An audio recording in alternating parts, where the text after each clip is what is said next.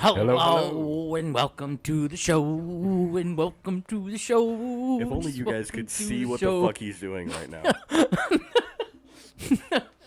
Jesus Christ. Hello, Hi, Allie. and welcome to the show. Just welcome to the show. He's bouncing up and down on his bed, got his arms going like he's fake playing the drums, and his head's moving in a swivel motion. Swivel motion. I've never seen this man do that before in my entire life, and now he's done it twice. My God. Leo! Thanks for the lurk, Exos. Exos! Kid. Exactly right. Oh, man. Okay, so. So. I'm just going to go ahead and get it out of the way, because I just thought about it, and if I don't say something, I'm never going to think about it again, and that's a bad thing. Okay. So I have a Quest, the Quest 2, to be exact.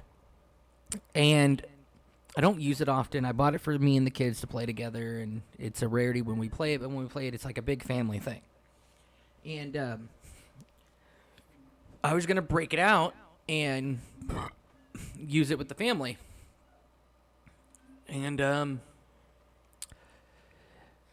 it made me log into Meta or create a Meta account, even though I already have a Quest account. Oh, the Oculus? Yes. Yeah. Ever since Facebook bought fucking Oculus, it's been really weird. Like, and then Facebook's pissing me off, too, because I'm trying to log in through Facebook anyway, because my Oculus account is set up through Facebook. Yeah. And I don't want to fucking change anything. I already have everybody that I play with is already on there. You know, the whole nine. So I don't want to make a new Oculus account. But when I go to log in, it's asking me to relog into Facebook, which is fine. That's what it's supposed to do.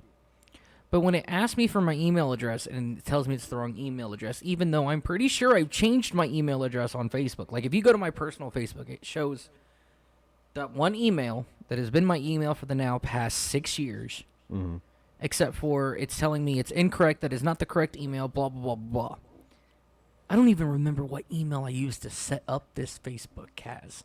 You might want to look into that. But it's not on my Facebook anymore. Like, I've even gone in and changed. Like, whenever I go to log information through my Facebook app, it says that my login email is my current email. Have you gone through your Facebook to double check which email it's attached to? Yes. My old email is no longer on anywhere in the settings. Like, even if you go to your About settings and go to contact information, the old email's no longer there. I go to settings and go to login information. That email, it's my current email for login. Mm-hmm. And the Quest won't let me use my phone number or any other fucking option. See, I don't know. I wasn't happy when Facebook bought Oculus because of bullshit like this. It's like, yeah, now you're forced to use Facebook to use this VR headset, which has nothing to fucking do with Facebook. And Who the fuck invented Facebook? Who the fuck invented Facebook? Mark Zuckerberg. But anyway. But from there, it gets even worse because, like, you have to have that account, which means if you get banned from Facebook, you're banned from that really expensive piece of hardware you can't use anymore. It's just a fucking glorified paperweight at this point. So the whole thing's a fucking shit show. I would say get rid of the Quest. If you have to have a VR headset, find one that's not attached to one of these companies. Well, let's see. I want to go the what was the other brand? Not LG. See, I'm not sure. When it comes to VR headsets, I know Sony has one, and I know about the Oculus. But I've been the Vive, the HTC Vive. I don't know. I want one of those. I mainly followed the Oculus for a while, knowing I would never be able to afford one. Right. But at the time, there were no other competitors. Well, the only reason why I know about like the HTC Vive is because Mark uses one, Markiplier uses one, Jacksepticeye uses one because they're open source. They can actually get more games on it for the content that they create, which is what not just because I want to create that content, because I want to witness those games, but I can't do that through the Oculus because they are only certified through Steam or their marketplace. I can't. I mean, they have But a third-party app, but Isn't it that the one doesn't that work has the very well. contract with Sony?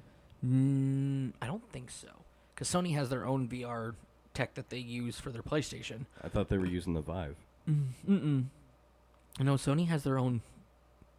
Has always really had their own hardware and programming that they've always used, because it's strictly PlayStation stuff that they can use.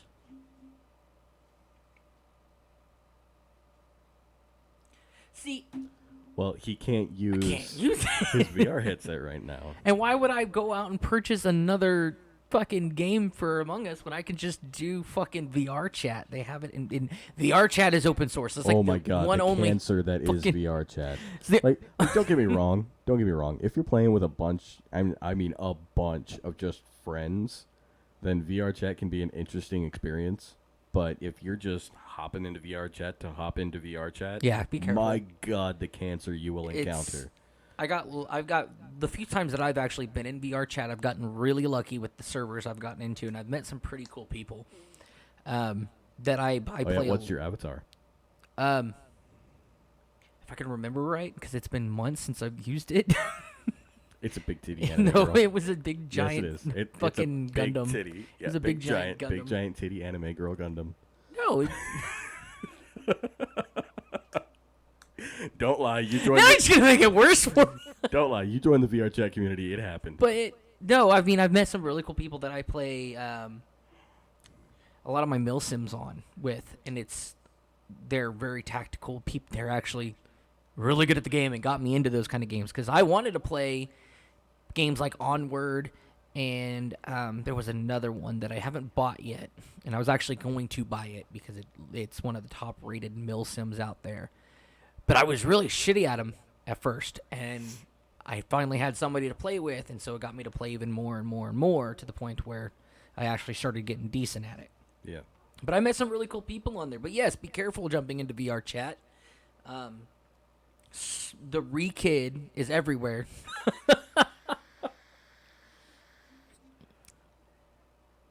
Yeah, don't ever let your kids join VR chat. No, don't. Like, that's not safe. No. I honestly, I mainly It's used. barely safe for adults. I mainly used my VR headset for movies.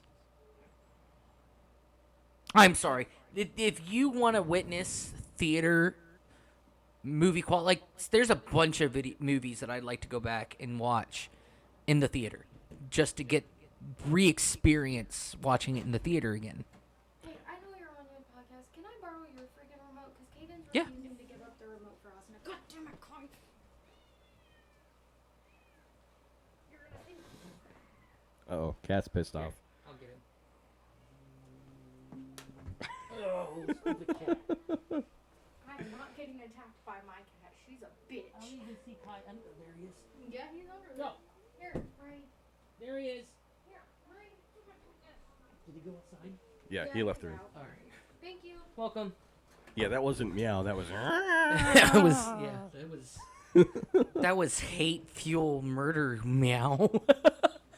Anyways, see, I wouldn't use that to watch like TV and movies and shit. I understand the appeal, but that would always bring me. I feel like if I ever used it for that, it would always bring me back to being a kid at the dentist. Because while I was there, when my parents could still afford sending me to a dentist, they had this headset that they would put on the kids, and they would choose, or the kids would be able to choose like a movie or a TV show to watch. What dentist did you go to? Oh. I want to go to that dentist. I don't remember. I don't think that building is a dentist's office anymore. But that's neither here nor there. Seriously, it was just like a VR headset. It was this big old heavy helmet you would put on that would only cover the top of your head, and you would lay back. It would play whatever TV show or movie that they could queue up at the time. So you could focus on that while they were focusing on your teeth. Because, little kids freak out when you need to get things like fillings or root canals, shit like that. The real heavy procedures that take a while. I've never witnessed that at a dentist.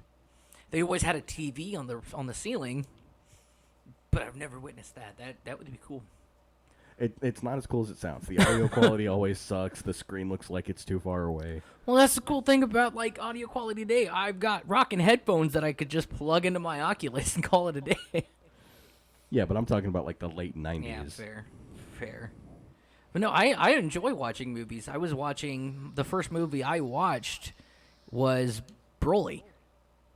The original Broly DBZ movie in a theater in my Oculus with a bunch of other people. Somebody was, because the app that I was using and still uses third party.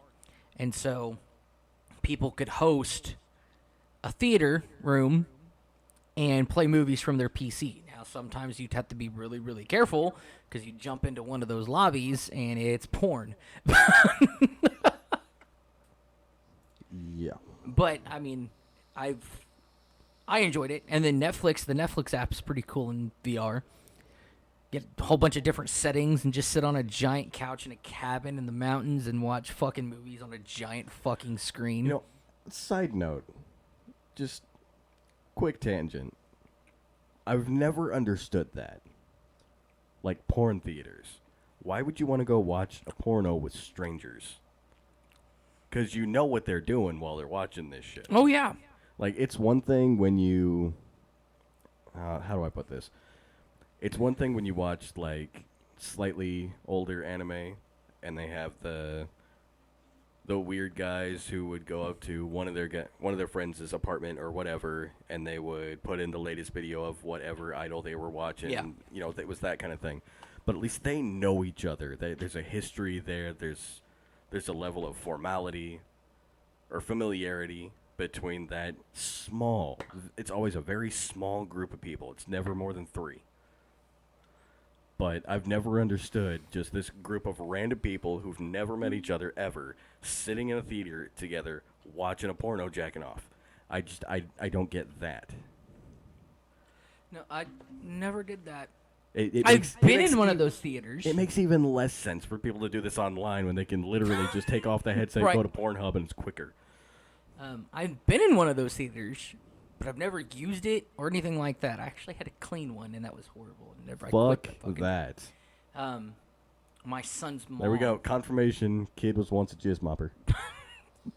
Yeah. My son's mom actually worked at the one on West and Pawnee Street.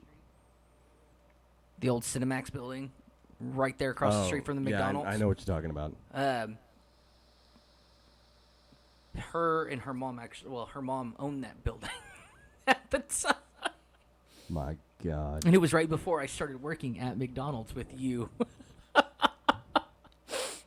See, I worked there for a month before someone told me what that building was. You never knew that was a porn shop? Uh-uh. Really? That had been there for years because it was owned. It was technically a franchise because Circle Cinema owned it. Mm. The people that owned Circle Cinema owned a bunch of theaters and franchised them out. Well, I mean, I was well into adulthood before I even traveled that part of Pawnee. That's fair. So I hadn't really been over in that area other than to just quickly pass through so I could get somewhere else. Right. Or, when I started See, working I grew up on in that the side McDonald's. of town, though. So, I mean, I know the whole south side like the back of my hand. It's scary. And I absolutely hate going to that side of town. Hate it. And yet my favorite bar is there. Isn't that sad? I know it's not a thing anymore, but my favorite bar still Sticks. Yes. I it. miss Sticks. I talked to some of I still talk to a lot of the old people from there. Jesse, I talk to him on a daily basis. Jeff. Some of the old bartenders I still talk to. Her name's slipping my head now. Maddie. Linnea. So I think Maddie was the only one that I never formally met. Maddie was the one with dreads and a bunch of tattoos. She I was know. there at the end. And she dated a our friend of ours travels for a to short that- amount of time. But I mean, outside of that, I had no interaction with the woman. And see, I only talk to Linnea still because her husband used to be the Wonder Bread truck driver for the quick shop I was working at. And so me and her and him kept in touch pretty well. Still do because they come into town a lot. Jesse, obviously, I talked to him. He's one of my best friends. I honestly do not know what I would do if he decided to move out of state again. It would suck. You would cry. I probably would. You cry your big manly man tears. I think the only people I don't talk to, I don't think anybody actually from the old group talks to anymore at all, is Chris, and John. Which John kind of just fell off the map according to everybody else. To a certain extent, I understand Chris, but why John? John just fell off the map. And to be fair, John was the least talked to anyway. To be fair. Everything he said you had to take with a grain of salt. And if you didn't, you'd go down a fucking deep, dark rabbit hole that probably never ended.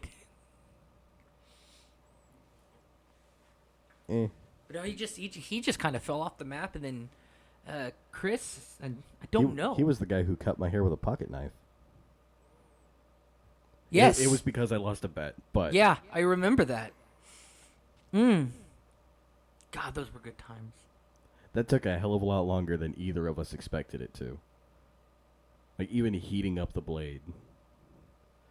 The bar stank of your raunchy fucking hair. No. That wasn't inside. We went out to the parking lot. Did we? I don't think you were there Were for we? the actual cutting of the hair, because it was right at closing time. Oh, that's And fair. it was an off night. Bro Bombas with the lurk. Thank you, buddy. I hope your stream's going well. Yes. I'll be back later. Real quick. I'm going to do this thing. If I can do a command right. Yes, go check out Bro Bombas with the hats. He's doing the Shaky Boy awareness. Yeah, Epilepsy Awareness Month. He's doing a charity stream. Go show some support, show some love. Tell him we sent you. You Tell gotta. him He hi. needs raise awareness for the Shaky Boy syndrome because he's a Shaky Boy. Love you, buddy. I wonder if he ever forgets that he's a Shaky Boy. Like, just wake up one morning and then I bet not. pulls up YouTube and then, oh shit, that's right, I can't watch that. I bet not.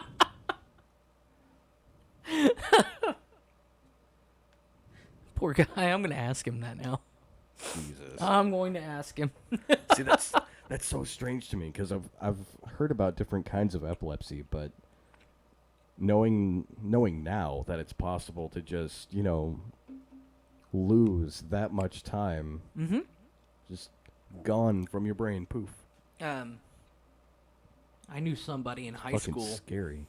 that had epilepsy and one day broke down in the middle of the bus with a seizure and completely forgot. Like, it was quick. It was a really quick episode, but completely forgot why they were on the bus, where they were going, who anybody was, fucking just lost it all. Was freaking the fuck out. And we never saw them again. Their parents took them out of school, took them out of... And I don't know what happened. I don't know where the person is now. I don't know anything about him. But yeah, it happens. It sure does. I don't know. The more I learn about humans and the things that can happen to them, the more disconnected from reality I feel. The more I want to become a hollow with a 40-year boner.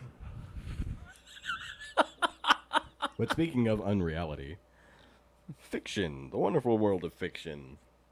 We're off here. The fiction, the wonderful world Right, of fiction. before we get started on Bleach, I do want to talk about ARC real quick. There was the Extra Life stream. It's the charity stream they do every year, a 24-hour stream. They raise as much money as they can, and the incentive is that whenever they reach a milestone in the money they've collected, it'll increase the rates on official and special servers. Mm-hmm.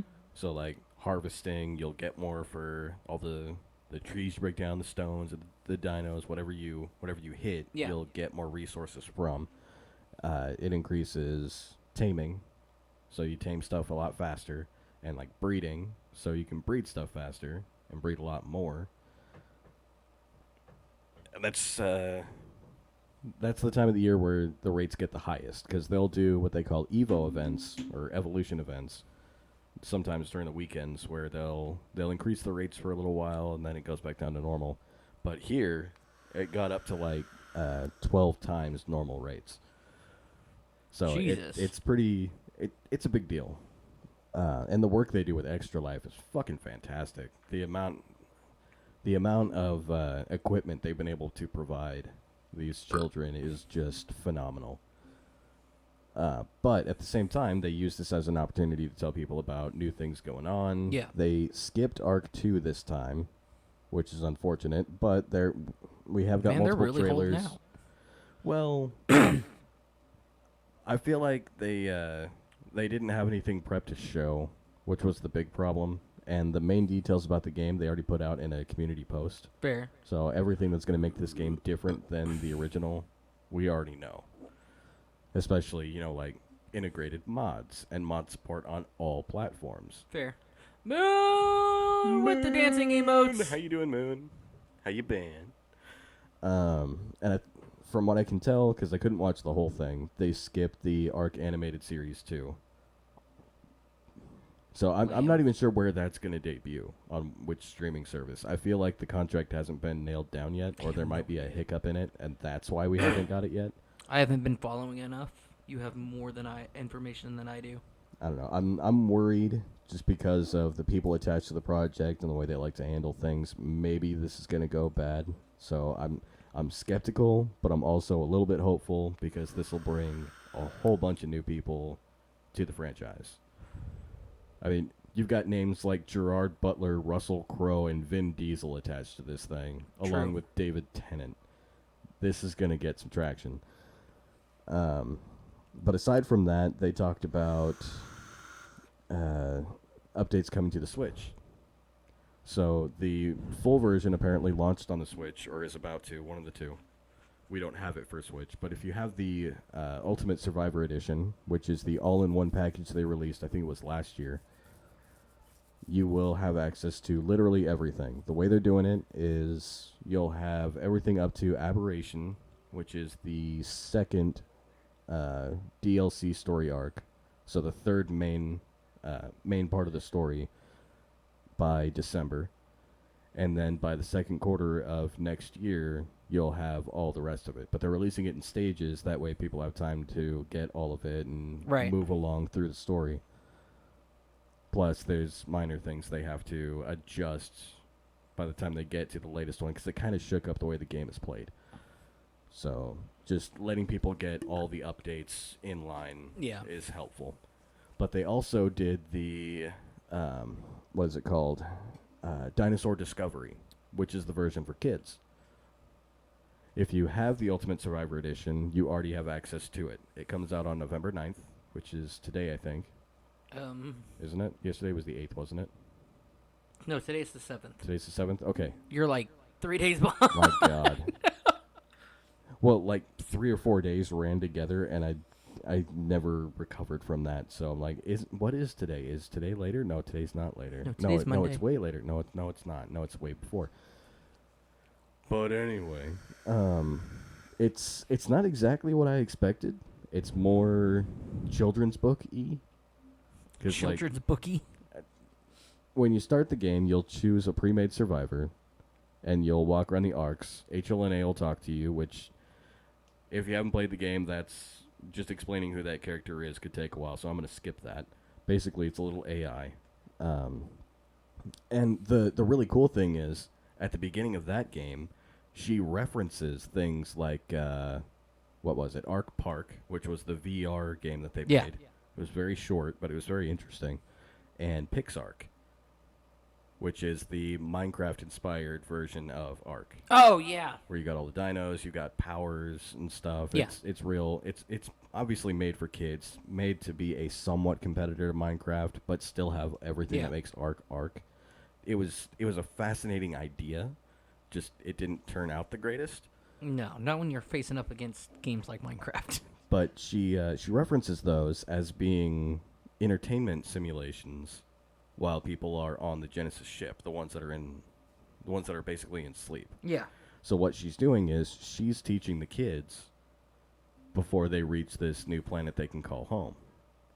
Which I thought that was a really nice way to tie everything together. Hell so this is actually canon to the game for everybody who's trying to make their way to a new inhabitable planet if they can find one.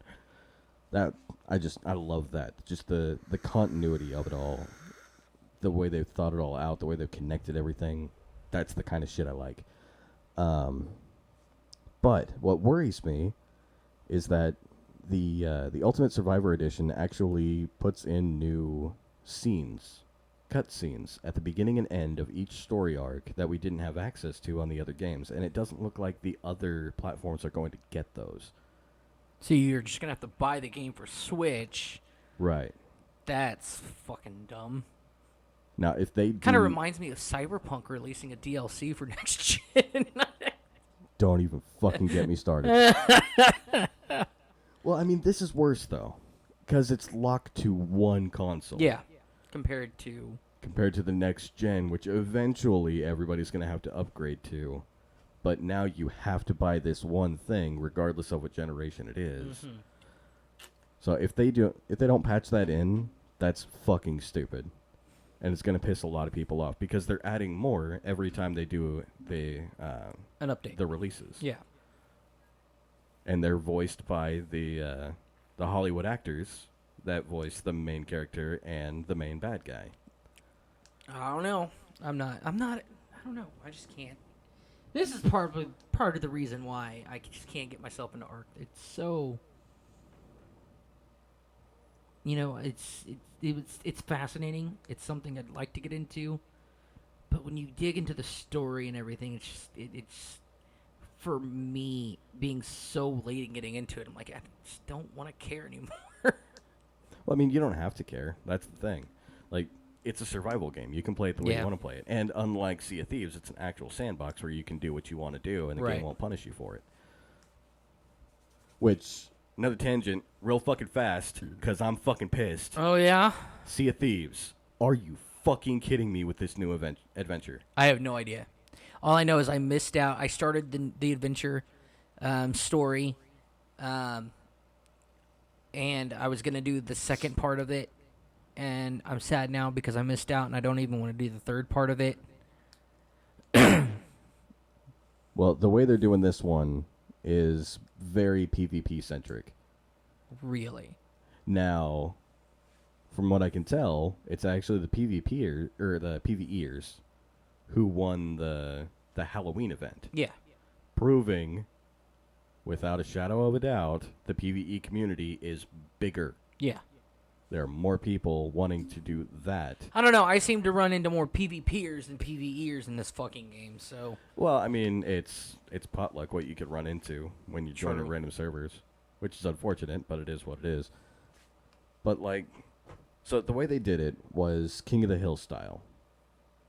In order to find out who's going to make it back from the Sea of the Damned, you go to these sea forts, you clear out the fort, and then you raise a flag. But you raise a flag for either Pendragon or Flameheart. Now, who do the PvPers worship? Flameheart. Yeah. Who's going to win this? Flameheart. Probably. Why? Because it's King of the fucking Hill. It's entirely PvP-centric. You've got to stop other people from going to that fort and raising the other flag. The amount of times that the flag is raised and how long it stays up determines who wins this adventure. There's no other way to do it. There's no other quests or actions in the game that will count. Just that fucking flag. They've literally rigged it to where no one but Flameheart can win this. Only the PvPers will win this adventure and change the game. PvEers don't have a say. That's just fucking dumb. So they want to pretend like, oh, it's player's choice. Who will win? How do we write the story? You guys tell us. But make sure you're doing the thing that we want you to, which includes killing a lot of people. And if you're not cool with that, bye. See you next adventure. Yeah, are you fucking kidding me? Thanks. Thanks for doing this with your quote-unquote sandbox game where you can play it however you want to, Yeah. because that's specifically the way they just- describe it. That doesn't make any sense to me. How are they going to do rewards for this then? Because every adventure that I've played so far, I've gotten an item, in-game item that I could use. Like the last one, we've got a sword. We got the Sword of Souls, which one of my favorite fucking swords in the game right now, by the way. I don't know. I didn't play the last one. I really like that sword. That sword is really, really nice. See, the thing is, with the last adventure, I took advantage of everybody else fucking off and do their own thing, so that I could just raise my reputation in other areas. That's pretty much what Until I ran into that person who had the unseekable and unkillable glitches attached to them. Oh yeah. Which See, that's made the me part of just that's the rage part quit. of the adventure I missed, was the second part. I did the one where you had to free all the souls, and then you accidentally free Flameheart, and then there was the one after that, and I just didn't get to it. That was a while ago, if memory serves. That was It was only less than a month ago. the one with Stitcher Jim. You don't actually encounter Flameheart. You No, just encounter Stitcher Jim. He becomes an Ashen Lord. Oh, was that Stitcher Jim? Yeah, Oh, well, that's the one I did, and then the 'cause one with he was trying to Flameheart. resurrect Flameheart. Yeah, the one with him resurrecting Flameheart was the one we were gonna do next, and we didn't get to it in time, unless it's still on the map. Well, the one before Herald of the Damned was what was it? Siren's Call. That had to do with the mermaids. Oh, we The didn't whole do that. I didn't do mystery that of one. who killed Ramses' son. Was it Ramsey? Did he murder his own son? No. I didn't do that one. But either way, it's fucking bullshit. I hate that they do this. Because, like I said, and I will repeat it as many times as I fucking want to, the way they specifically describe their own game on their podcast and in public as many times as they fucking can. They repeat it and repeat it and repeat it. This is a sandbox pirate game. You can play it the way you want to. Why can't I play your fucking sandbox game the way I want to? Why do you punish me for trying? I'm just gonna play Skull and Bones when it comes out. I hope it comes out on Game Pass, because I really want to give that one a shot. So far, I think it is. No, quote me on that, because I'm not too sure, but I think it is. I don't know. I haven't seen anything for it since the last trailer. I expected it to show up at the game showcase, but it wasn't there at all. Not in any of them.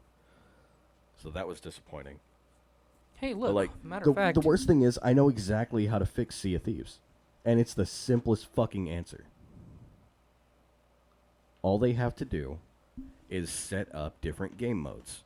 Number one, you've got PvP. Remove all PvE commendations for the people who just want to play PvP. You don't need arena anymore. You don't need that certain island anymore. People can still free roam on the open sea and do all the things they want to. Just you won't have the commendations. You can't grind those out in the PvP world. For PvE, you do the opposite.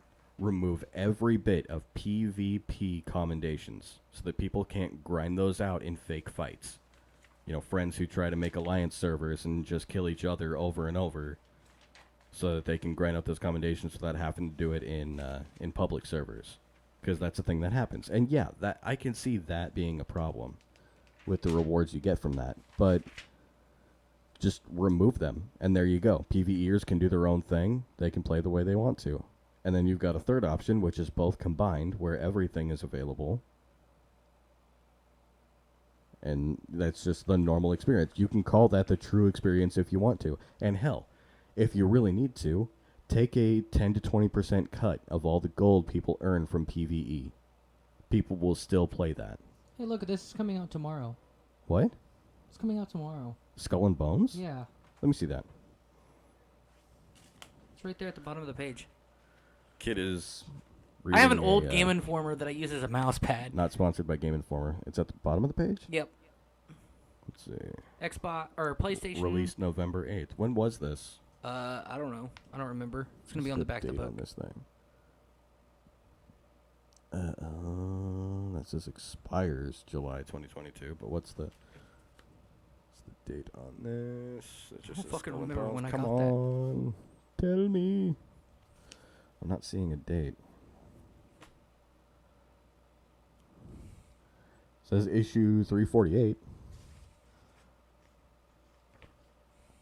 The fuck, Game Informer? Come on. Volume XXXII, number 7, issue 348. How about a date?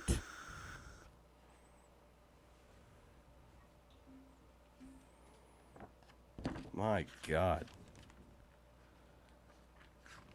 I feel like Russell Greer talking to Taylor Swift. How about a date? If you get that joke, you're cool with me. If you don't get that joke, you're perfectly fine too. That means you're an absolutely normal person and you're not obsessed with certain things. Seriously, there's no date on that. So there's something at the bottom that says Game Informer Volume 32, July 2022. All I but it see doesn't is, say. yeah. Even Oh, because they got it in Roman numerals at the top. This is it. So this was July of this year, which means that should be an accurate release date. I haven't heard anything otherwise. I don't know. I'm gonna look it up real quick. But yeah. Anyways, while I'm looking this up, that was the thing. Sea of Thieves. There's a way to fix it. Just separate game modes. People will still play. People can do what they want to do. It'll fix the game. Everybody will be happy. But they're never gonna fucking do it. No, according to this, though, Skull and Bones Skull is and going to be Bones. single player and 20-player online. So are they going to have different servers for each? I would guess so. See, Yep, style, one-player action. It did get delayed. Here we go. Initial release date, March 9th, 2023. Lame. And it's Ubisoft. Yep, one-player action, So- 20-player online. I don't know, the screenshots from this game look fucking beautiful. It does.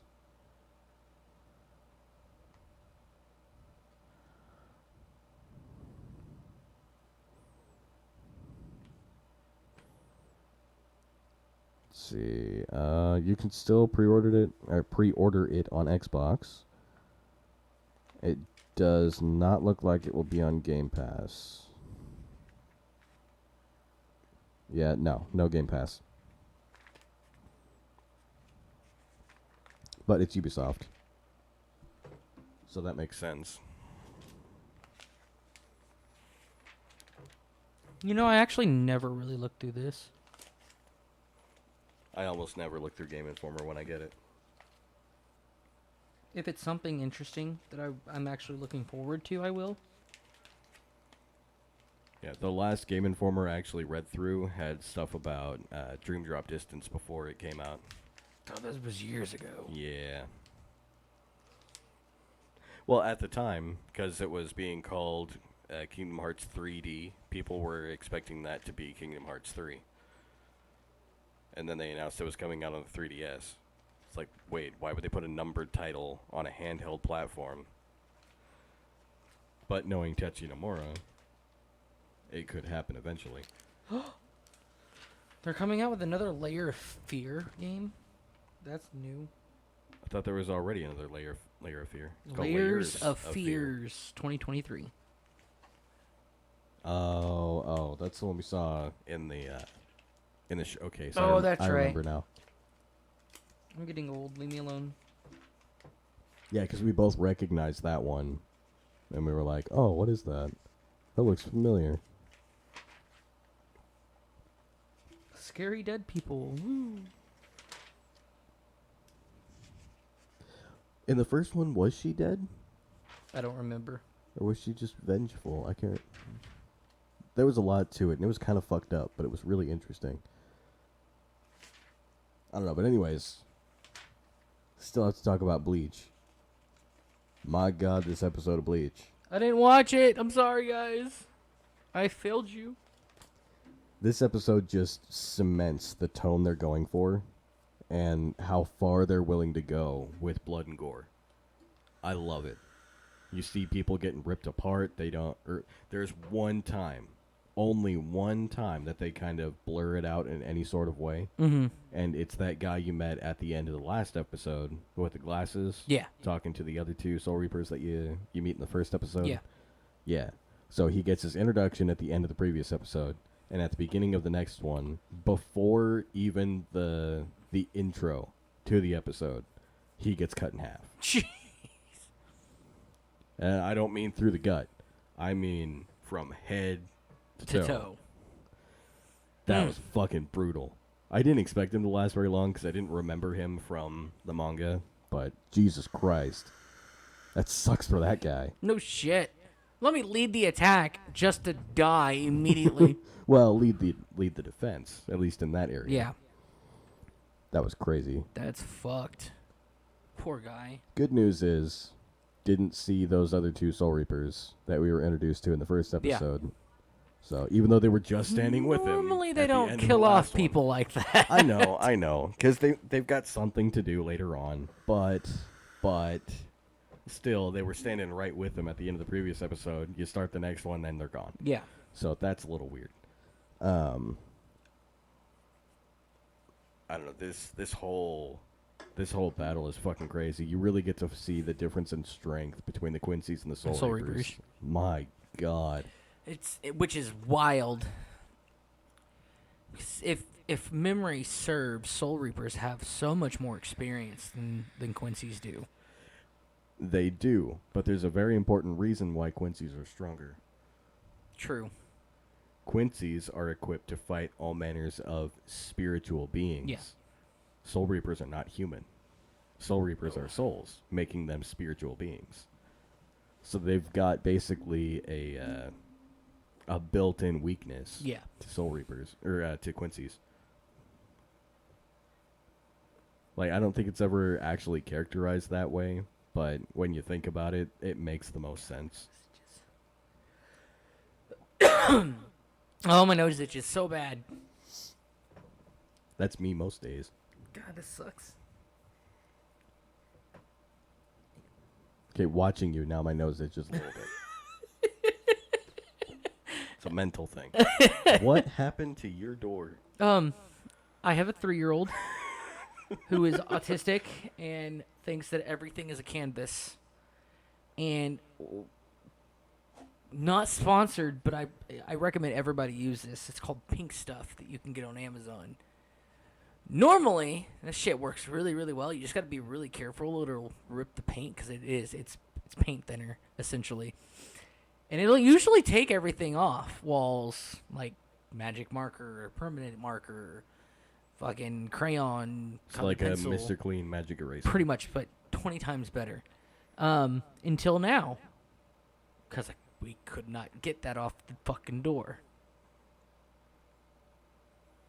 I don't even know where that marker went. And I'm kind of mad. Because that was my marker. I don't know. I feel your pain, though. My daughter got into lipstick. Got it on the ottoman after getting it on her hands. And from her hands, as she was running away, it got on the walls. Yeah. At least it's not shit. Shit comes off. Fucking what sucks, though, is that Lipstick doesn't. We got to repaint over those areas. Austin has gotten back into playing in her shit. We thought we kicked the bucket with that one until recently. And I don't know why, but she's also gotten into the habit of whether she's wet, poopy, or not. She takes off her, like, in the middle of the night, she'll take off her pull-up.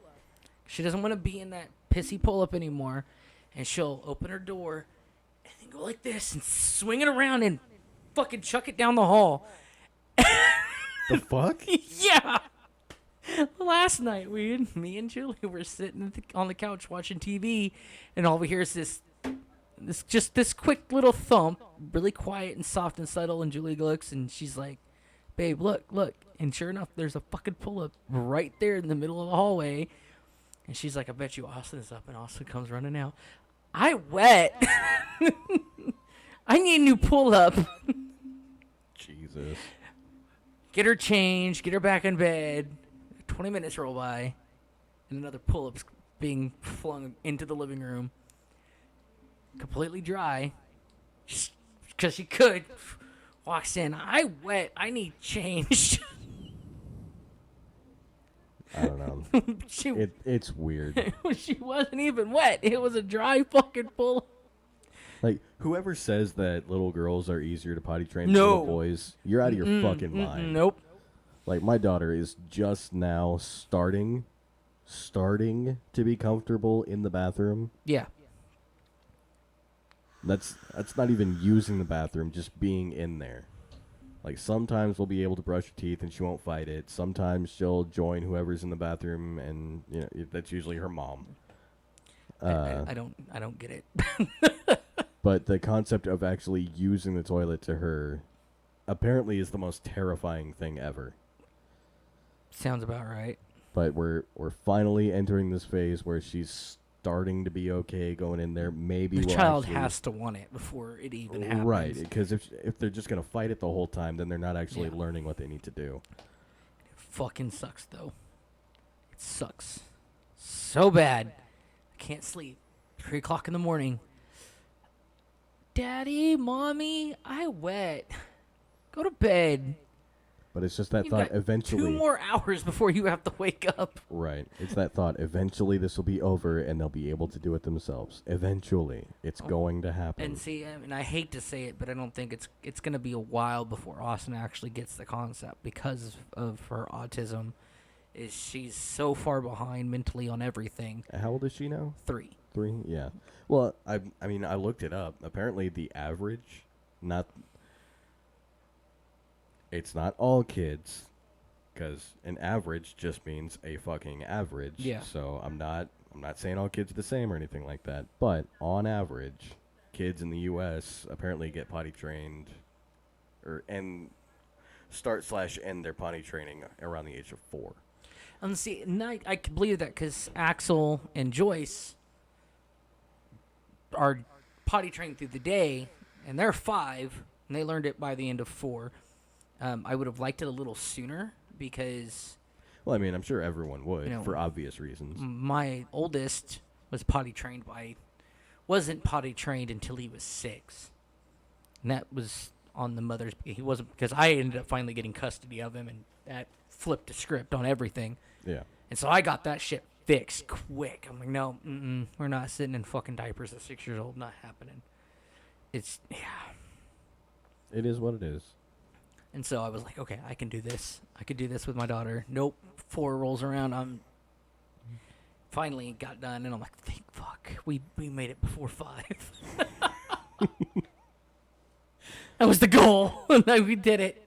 But I mean, apparently it's not uncommon for kids to be potty trained at 5 or 6. Which just seems a little weird to me. Because hell, when we were looking into schooling for them, none of the schools, like most schools today, if especially in kindergarten, will not take your child full day if they are not potty trained. I mean, things were kind of difficult with my son. He was, let's just say his potty training was a little delayed, but that was for multiple reasons. But he wasn't actually comfortable doing it until he was in a daycare where he would see other kids go into the bathroom instead of... Well, at that point, he was still only a single child, so it might have taken, other children to kind of help push that envelope. And that happens with a lot of kids, and that's why I think it was easier for us, because we've got so many other kids, and they all kind of feed off of each other, which is really nice. It helps out. As, congested as everything is in my home, it helps out so much because we've got all the older siblings helping out the younger siblings. And so when it's time to do things like potty training and riding bikes and, they see their older siblings do it, and it kind of gives them the incentive to do it themselves instead of having us in the background trying to push it. Well, I expected it to go that route with my daughter because, we're living in a 3-family household. 2 of the families have kids. Yeah. So, she's seeing adults use the bathroom. She's seeing kids use the bathroom. She knows what it is. She knows what it's for. She knows what to do in there. But she still seems to be so goddamn terrified of actually using the toilet. I think that's just her mother's stiff-headedness. No, that's not her. Allie's tried. Allie's been trying. Oh, I'm not saying she's not trying. What do you mean? Her personality. What do you... I still don't understand what you mean. Doing what? I have to go get Joyce. What? Okay. Run out of 100. 1 second. I'll be right back. You got this for a second. I don't know. Kid was trying to make a joke. I didn't understand the joke. I'm just moving on. Anyways, we were talking about Bleach, and since Kid hasn't seen the episode, where do we leave off? Roughly at the beginning, still talking about, let's see, the guy gets cut in half. Other people are getting ripped in half. That was kind of interesting. This show, my God, the way that it basically just jumps off the page from the manga is, it means business, and I love it. It's so great. You in a guest star? Like there's even a want a part movie? where Or Rangiku do you has wanna see it with to. me? Okay, come on. There's even a part where Rangiku has to contact the other captains, lieutenants, anybody of authority in the Soul Society, letting them know what's happening to their bankais because they're getting stolen. Squad 2 captain, 6, 7, and 10 all get their bankais stolen. So that's Soifon, that's Byakuya, Komamura, which is the fox guy, and Hitsugaya, which is the little kid guy, the white-haired dude. But when Rangiku has to use Tentekura and contact everybody, that's ripped straight from that manga panel. It's like they just copied it from the panel, put it on the screen, and it's so goddamn good. It translates so well. I love this. I love it so much. We have a guest star today. The wife had to go pick up one of the children. They're getting sick at school. You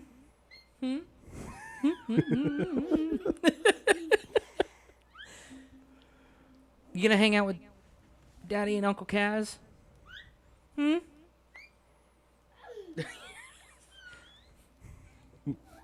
Well, she's shaking her head, so I'm guessing that's a no.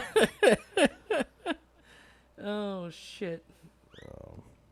And of course, that cliffhanger ending. You got Ichigo stuck between Hueco Mundo and the Soul Society while he's trying to travel back and help everyone because he finds out from Kisuke he's the only one who can't have his Bankai stolen. I wonder why that could be. Could we finally be reaching that point? Oh no, as soon as somebody tries to tell him what's going on, the phone call is cut off and he can't learn what he needs to learn because it's that kind of story most of the time. Mommy's gone. You can stay here with me for a little bit. Eat the cake. But just if you haven't read the manga, seeing that ending where you've got what's his face? I can never remember that Quincy's name. The one they were fighting in Hueco Mundo. I don't know. He gets a couple shots off after Ichigo leaves because they thought he was dead, but no, he's not. Of course, it's one of those villains. He's never dead. And he gets 2 shots on Chad. He's got a hole in his arm, and he's got a giant hole in his gut while he was trying to guard Orihime and Kisuke. You don't really see how much damage Kisuke's taken, but you can assume he's taken more than one shot. Enough. Because, he doesn't even notice what's going on until he gets an arrow in the back. But that doesn't seem to cause a whole lot of damage. It's just an arrow sticking out of his back.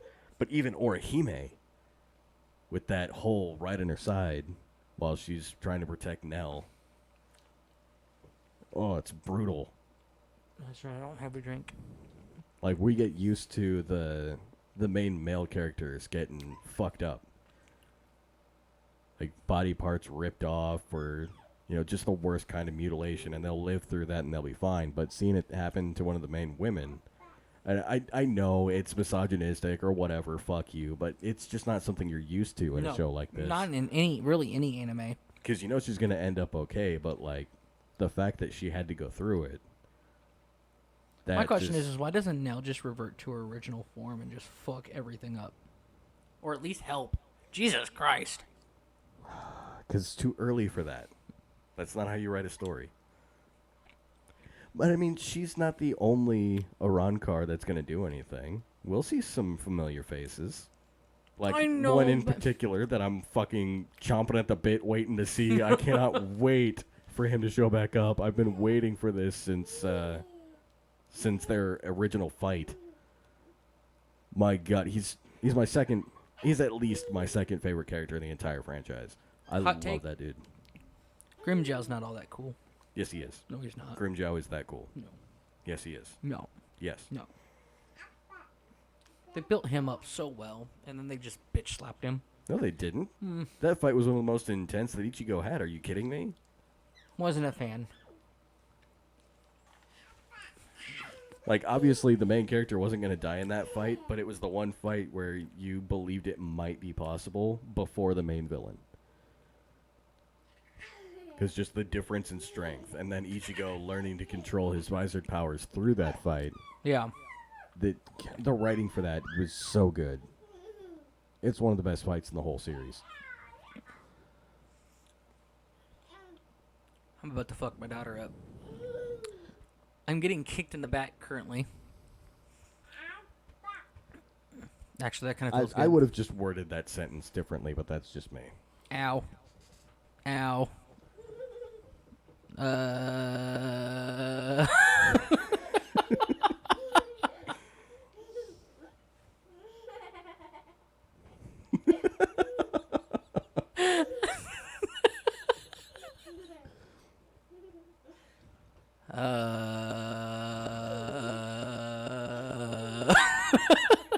She's having so much fun kicking the shit out of you.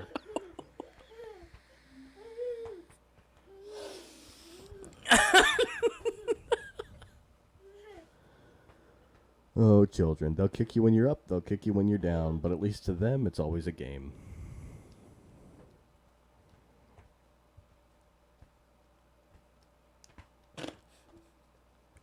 Anywho. By the way, anyone who's ever played Sea of Thieves or just likes comedy in general should definitely go to a Rambling Voices Twitch channel. That's a Rambling Voice, all one word.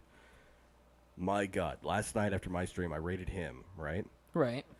The very first thing I see him do, because he's playing Sea of Thieves, is he's talking to people in an alliance. And he's doing that emote where you balance the shovel on your hand. Yeah. He's trying to teach the new players how to do it. It's an emote. So he convinces these guys that since they're playing on Xbox, you've got to rotate the joystick, right? 3 times to the left, 3 times to the right, twice to the left, and then you'll jiggle the joystick back and forth without it going fully to the right or left. So just like halfway. Yeah. But jiggle it back and forth, and that'll start it. And then you move the joystick around to keep it balanced. Mom, I just checked her 4 times. Not a single one came out above 98. I fucking good. Dumb cap. Not a single temp came out above 98. The highest one was 97.9. But then Weird. they called saying she had a 101 fever. I don't know. Oh. You going back with Mama? Oh, you are? Don't forget the rest of your cake. Get the rest of your cake. You want to steal my chocolate cake from me? The remote's up there, sweetheart. Don't look at her. Show Dad. She got what she wanted. Face. Oh my god! Oh my God. Yep, she got what she wanted. She got the cake. All over her face. Oh, fuck. Anyway, so this dude, so he's got them convinced that this is all they need to do to balance a shovel on their hand, and then they got to move the joystick around just to keep it balanced. Yeah. And he's on PC, so he's like, I've just been moving my mouse around this whole time trying to keep it balanced, showing you guys how it's done. You just see them moving back and forth, like gyrating on the shore. It reminds me, it was like, we were being, it was an off night for me, so I wasn't streaming. But me and Duncan were playing Sea of Thieves, and I went ahead and I bought the hide in a barrel emote. Which, by the way, since I've learned about this thing, I check every barrel after every fight. Yeah. I don't know how people still fall for this trick. There's constantly new people joining the game. Yeah, fair. So Plus, a lot of people don't even bother looking at the pay real money store. right. So we were playing, and we were playing with Jacob, and Jacob goes, I think there's an extra barrel down here. I'm like, oh, fucking great. All right. I said, hey, smack it. He goes, I am. Nothing's happening. And I walked down. I said, nope, that's an extra barrel, and it's not ours. And so I smacked it and killed the guy. Finally, and it was able to. I think he was just hitting the wrong fucking right Like outside the hitbox. Yeah, like he was slightly turned one way. Yeah. And was hitting whatever was next to him. Well, later on, we ended up getting not even into a fight, just seeing a ship off in the distance, and I was like, Jacob, shoot me into that ship. Just fucking do it. Let's go. So we did. Take off, and I'm sitting there, and I sit in front of the ship right before you would jump up to the little plank of wood that sits in the front of the ship, and I'm sitting there in a barrel, and nobody realizes that I'm there this whole time, and I'm just swimming. I'm legit on the other side of the fucking map from where we were actually originally at, and I start talking to these people.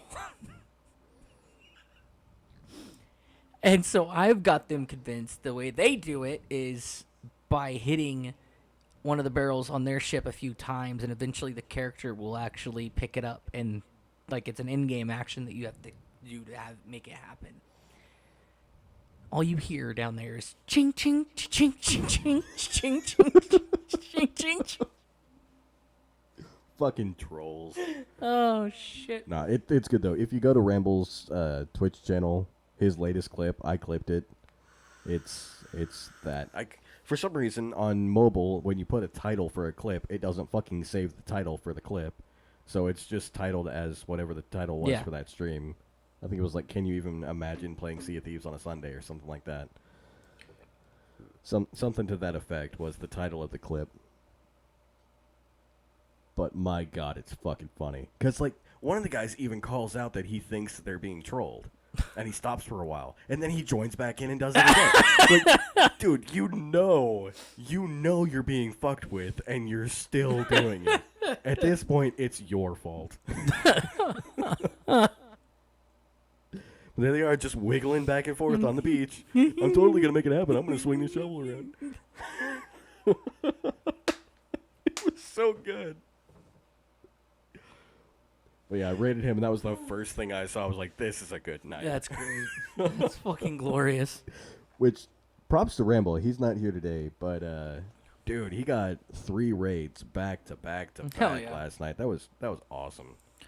That's awesome. Fucking reminds. I've started to get we've been taking off at on the Kids Play channel here, and we had some glorious moments community night when we were playing Modern Warfare with viewers.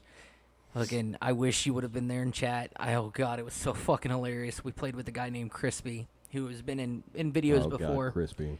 And he ended up getting shit. I clipped it. Everybody could see it on my TikTok and shit like that. It was fucking hilarious.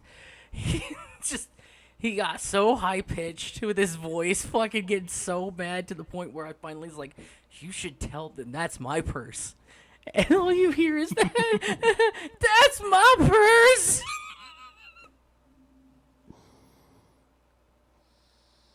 I'm pretty sure he had an aneurysm by the end of the night. That dude is the embodiment of 14-year-olds on Xbox Live. I'm just putting that out there. What's up, Duncan? Hi, Duncan. Oh god, it was funny. He's definitely a nice part of comedic value. Are you just getting here, Duncan? I'm not calling you out or anything. I'm genuinely curious. No, he's calling you. No, I'm not. There's a reason I'm bringing it up. And it's a good one. You'll like it, I promise. But we had so much fun Saturday. Yes. Okay. So, at some point today, even if it's during this stream, you should go to a Rambling Voices Twitch channel. You know who Ramble is. Watch his latest clip. I clipped it from last night's show. It's fucking great. I'm not even going to spoil what it is. Just go watch it. I guarantee you will love it. It's amazing. I'm not giving any context. We already talked about it. I promise you. He doesn't know them. I don't know him either. It's okay. You're not alone. Here. I'm gonna play some Fortnite tonight, Duncan.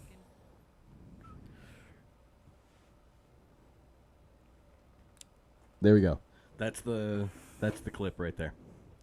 Apparently, I still had it saved for when I posted it in this chat last night.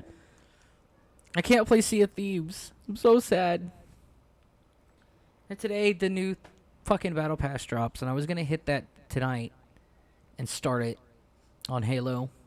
I've decided I can no longer play Halo on days that I play Splitgate. It's got to be. That's fair. It's got to be Halo or nothing. The transition between the two in gameplay is definitely. Yeah, doing that last night was. And I think that's what's fucked. going to suck for me because I've been playing so much Modern Warfare with Streamer, which, honestly, if Well, it wasn't as far for as movement and gameplay, it should be relatively similar. for the most part, but I mean, TTK is completely different in both games. Because with Call of Duty, you don't have extra shields to take somebody out. I don't know.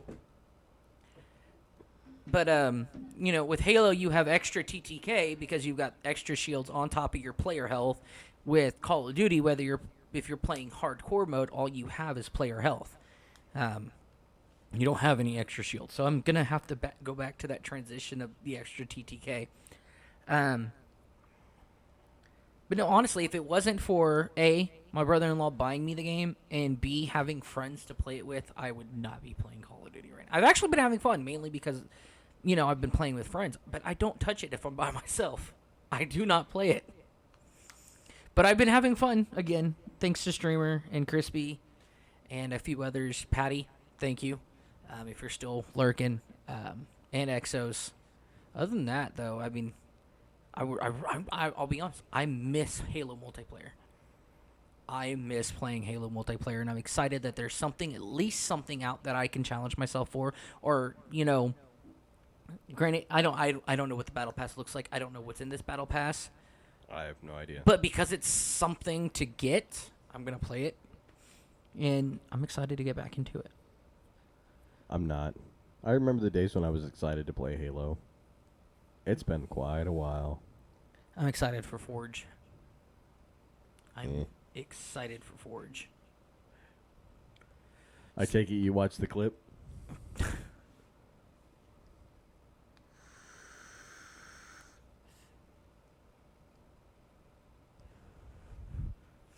Here, I'm going to watch the clip. It's good. It's pretty fucking good. I think you're over wiggling.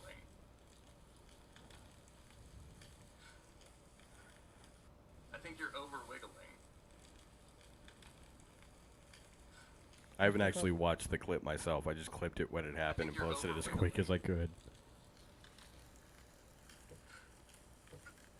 Did you get an achievement? I can't remember. I learned it so long ago. I mean, probably. You get an achievement for everything in this game. These guys love their achievements, man. The hell is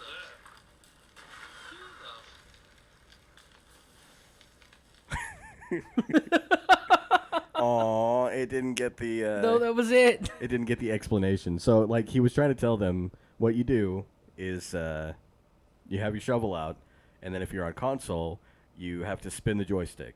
So, like, you spin it 3 times to the right, twice to the left, and then you wiggle it back and forth, just like halfway to the right, halfway to the left, just wiggling the joystick, and it'll start balancing, and then you got to move the joystick around to keep it balanced. And the dudes fell for it. Even the one who knew he was being trolled still fell for it. It was so fucking good. And thanks to that not being on the clip, I'm never clipping something on mobile ever again. But goddamn, I might even go in later today, go to the VOD, and make a highlight of just that. Because at least that way I can make the clip a minute long. Speaking of, I did make... The only other clip I've ever made was on Frankensauce's channel a few weeks ago. This was well before Halloween. Waffles are still better than pancakes, but okay. He had a channel point reward where you can have him sing a song as one of the voices he does. Yeah. So I had him sing Ocean Avenue as Hank Hill. Oh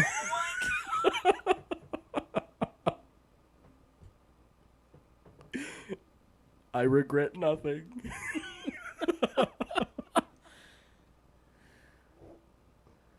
He said I was at a troll because it looked real. Oh, it's an emote. It's a to full balance the emote. shovel. It's just an emote.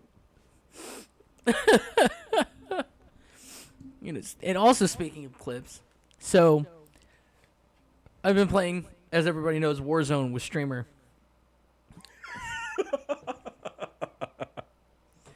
Yeah, the clip didn't get the whole thing. It was supposed to be almost a minute long, but I guess the clip's only 26 seconds because Twitch on mobile is fucking stupid, but whatever. We found, I wouldn't say it's really game breaking, but if you want to see space in Call of Duty Modern Warfare 2, you can. Very easily, mind you. So there's a frame glitch on mainly anything slanted in the game. So like if you prone on the hood of a car, and then just when the game forces you to look up because of the windshield, if you mount, it launches you. Because right there at the clip, where the hitboxes are for vehicles or anything slanted, your body can't move in that position. And so when you mount and force the body to actually connect with the object, the game doesn't like it. It throws you off that object. I showed Patty that this morning. Jesus Christ. We start the match where there's mostly cars in this fucking map. And Game development at its finest, ladies and gentlemen. I was like, wait, everybody stop. I know we all have one life, but watch this. Take off. And all I hear is Patty go, "Holy shit!"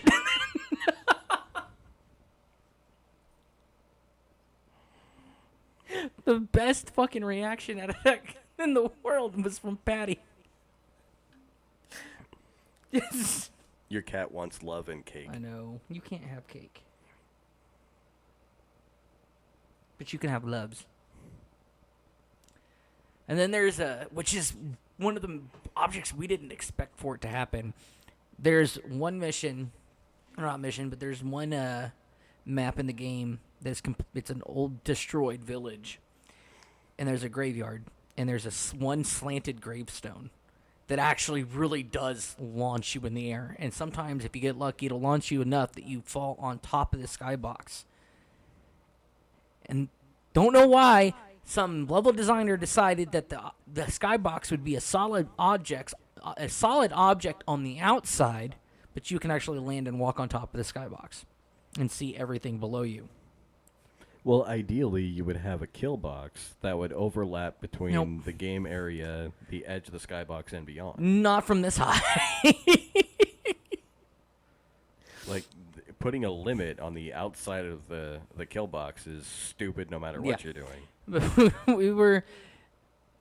We found out once we found out that it was any slanted object that you can do this glitch with, we decided to try it on this one slanted gravestone. Granted, this one actually kills you no matter where you land unless you land on top of the skybox. And again, that's a very rare occasion.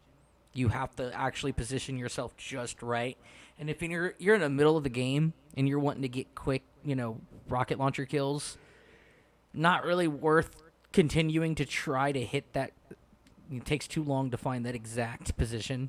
Right. But we found that, and I showed Patty that one too. I'm pretty sure he's obsessed with the fact that I can make myself go flying in a video game. Oh.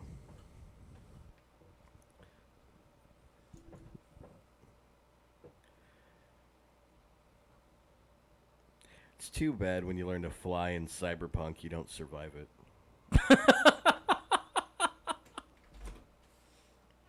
What? Because, it's the best form I of gave it fast to Mom. travel. No loading screens. Mommy has the remote. Boo. You gonna shut my door so the other cat doesn't get in here?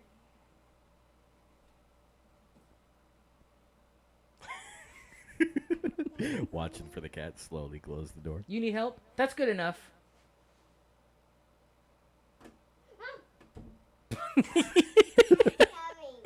Kai's coming. Are you gonna stay in here or are you getting out? It's time. Okay, hold on. It's time. All right, go hang out with mommy, okay? Okay. So she goes, oh, it's Kai. Don't sit on the cat. Oh, get out of the way then. Fucking fat ass. That cat loves you. Yes. Well, here lately, all the kids have been getting sick here at home, and so, especially when Austin had the surgery, so Julie's been sleeping in the living room to make it easier access for Austin to get to her. And so the only thing this cat has had, human contact-wise, has been me. We've become fond Well, of that each other. cat loved you even before then. Oh yeah. Well, that was the second visit from little child that we had. Or, no, third. Third visit. When did this turn into Sesame Street? Everybody loves my daughter. And besides, we all know it would be Avenue Q, not Sesame Street. Hey, my daughter helped me gain some more followers in the recent past few days, okay? Recent past. Recent past. Recent past few days. That one clip when she played a horror game. Like there's a difference between recent past few days and distant past few days. Yeah, I played Soma, and then somebody clipped her walking into the bedroom with mom, and me and her played Soma together. When my fucking stream crashed several times, and I didn't even notice. Fuck you, Twitch. But yeah, I've got a lot of followers thanks to that little girl, and I'm okay with this. I will exploit my Child children. Exploitation. Bad. Somebody give me a newspaper so I can whack kid. Bad. I've got one in the bathroom. Yes, I am that person. No. Bleach. Oh, you missed it. We already talked about Bleach. We did. Did you watch today's episode? Because we haven't seen it yet. Kid still hasn't seen last week's episode. I forgot to watch So it. it's mainly me talking about Bleach and gushing over the art and how it just like jumps off the page from the manga. Yeah, I completely forgot to watch it. Like, epically. And you fucking slobber bucket of a cat. Right now. Right, meow. You're hot. Go away. I don't know how to feel about that. Kid just called his cat hot. We fucking heater box. Sure.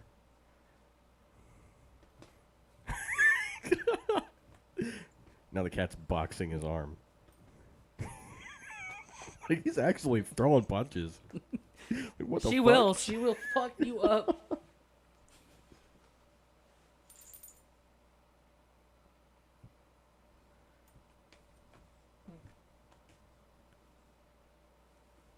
See, we don't even. Oh, quit. And right back to getting loves.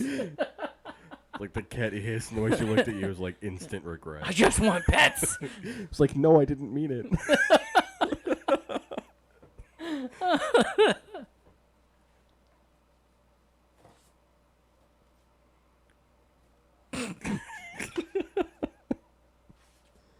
Fucking cat. This poor cat. Oh, man. Anyway. Oh. What else is there to talk about? Oh, well, I have a topic that I want to talk about, but I don't know how comfortable everyone's going to be with it. Because it kind of strays slightly into a certain aspect of the political realm. And I know we're trying to avoid that, but it has to do with a certain voice actor and what happened with him. Because there's finally an ending to that. Oh, you talking about the voice actor for Broly? Yeah. I mean, we're here to push boundaries, aren't we? Should we do this? We might as well. I mean, we're outsourced. We're not, taking sides per se. It is our job to talk about the things happening in the nerd world. Well, I mean, we can say that, but I obviously took a side. I mean, you don't have to say you took a side. No, I took a side because only one side actually has logic behind it, and that's just where I line up.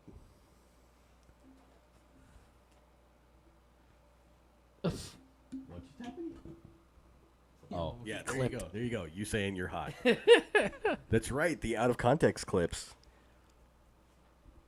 Forgot about that. We started that last week, didn't we? Yes. We'll get So enough if of you- them. if We'll you make a don't compilation video. Yes, we'll make a compilation. Go to Kids' channel, go to my channel as often as you want to. Just clip things out of context that you think are funny. We'll eventually make a compilation. Everything put together.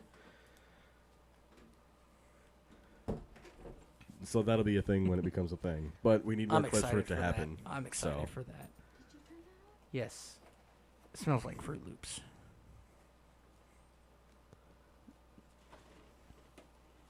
That could have been taken out of context. Called the pharmacy. Uh-huh. We now have. Let's see. I have no idea what's going on. She's counting. Okay. It looks like it's hard for her. 24 boxes at home COVID tests Okay, cool. that we can pick up around 3:30. And Joyce, I tested her. Sure. Cool. But I'm wondering, would it be a smart idea just to say screw it and keep all of the kids home this week and It's- quarantine the whole house? You want to? I work all week, so. That's up to you. We have a little girl who is turning 4 in 2 freaking weeks. Everybody needs My to son got COVID, everybody, last week. Today's So his the thing last is, day. No, tomorrow. If all the kids stay home, I already know what's going to happen. You'll have one good day giving everybody a false sense of security, and on the second day, Right. you'll come home with a cold. No, what's gonna happen is we will have one good day of mom not losing her shit, and the next day of mom going, fuck this, I'm done, go to school. I don't know how to feel about that. I don't know. Honestly, I'm wondering if it's a smart idea to just quarantine the whole house though and make me stay home from work this week. I don't know. We'll figure it out. What's up? Well done on the clip, by the way, Duncan. I'm excited to see how that turns out. I really am. So pass it along. Let all your friends know. That's what Yep, we're doing. The more people we have clipping things out of context, the quicker we can get a collage made. But other than that, so... Oh, how do I put this? If you've been following what's been going on in the anime sphere over the past few years, and I don't mean anime itself, I mean the companies behind it, you may have heard about a certain voice actor named Vic Mignogna. Now, if you're a veteran anime watcher, or should I say connoisseur, you probably already Connoisseur. know who this guy is because he's voiced, let's say, last time I checked, it was over 350 different people, including Edward Elric from Full Metal Alchemist and Full Metal Alchemist Brotherhood, along with all movies and video games. He is that voice in English. He's also Ikaku Madarame from Bleach, who becomes at least sort of important in this current season, and I don't think he'll show up. It'll most likely be someone else taking his place when they do the English dub.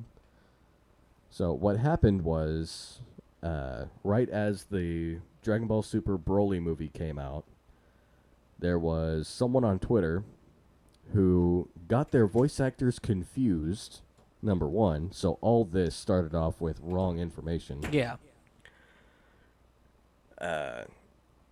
They basically said, I can't believe this person is still able to work on anime given the things they've done, or something to that effect. Right. Just implying some really serious shit. And a voice actor... I almost said something really bad about this person, but I'm keeping it inside. Can't go that far off Right. on this show. name is Monica Rial. You may know her as, like 50 different little boy characters and tons and tons and tons of short girl characters in all of anime. She at the point that this happened had over 500 roles to her name, so it's not like she was doing bad for herself. Exactly. She's also the voice of Bulma in the English version of Dragon Ball. All versions of Dragon Ball. Maybe with an exception of actual Dragon Ball, but that's neither here nor there. She piled on, which kicked off this whole thing. At first, it was just some random person with, I guess, sort of a following on Twitter who had nothing to do with anyone, and then it was an actual actress who said, yeah, he's done it to me too. And we'll get to that story in a minute. But it apparently launched an investigation at Funimation where they went through all kinds of different things that he supposedly did.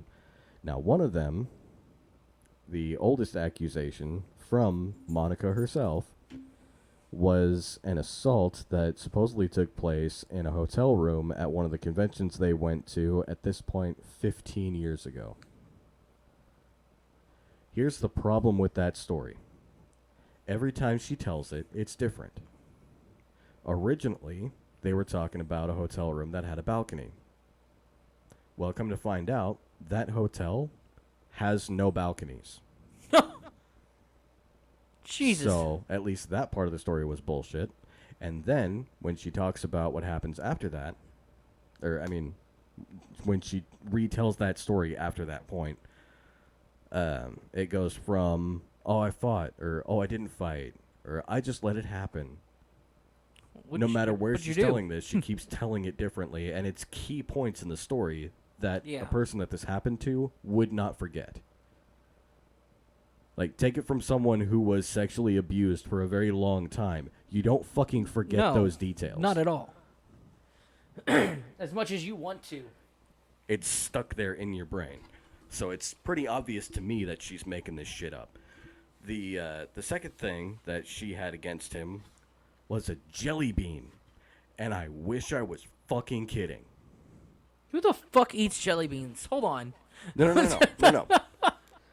It's a ridiculous dad joke told at an anime convention in front of people. They were having some kind of food fight with jelly beans, and Monica signed one of them, and Vic ate it. Oh my god. So, and what he said was, now I can say I've eaten Monica Rial. Now, if he would have said eaten out, number one, that wouldn't have made sense for what he just did. Yeah. So the joke wouldn't work. It would just break down. Number two, are you fucking kidding me? It's a goddamn jelly bean. That was used as an actual allegation against him. Who the fuck eats? And they called it sexual harassment. He saved some poor soul from having to eat a jelly bean. Right, that had ink on it. Because she signed it. She signed the fucking jelly bean with a marker. 20 to 1, and he ate it. your name isn't going to last long on that jelly bean anyway. Jelly beans are so small. How do you... You're the epitome of hell if you like jelly beans. There's nothing wrong with jelly beans. Jelly beans are If fucking I could disgusting. still eat jelly beans, I would eat jelly beans. Go fuck yourself. But anyways, so, and the other story that they had from the Funimation investigation, at least from Monica, because this wasn't told to them by the person that it supposedly happened to, was Vic went into this one person's office. Now, mind you, at this point, Vic had actually been, quote unquote, courting this woman. Don't make that fucking face. That I've never seen anyone make that face. Who the and I already fuck hate it. eats artificial cherry flavored jelly beans? You two are meant for each other. Well, I mean, I can't back her up on that one. I don't like cherry flavor or anything. You still like jelly beans. Yeah. Dude, have you ever had popcorn flavored jelly beans? Those are even worse. No, those are fucking No, good. they're not. Yes, they are. They don't even taste like popcorn. I know they don't exactly taste like popcorn, but you know what they do taste like? Throw up. Good. They taste good. Anyways, Just aside from the fucking jelly beans, there was a woman that in an office that he would talk to on a regular basis for like a year, right? Yeah. And eventually it came to the point where he wanted to kiss said woman, which happened, but she asked him to close the door first. That story got turned into Vic went into an office, closed the door, and forcibly kissed a woman.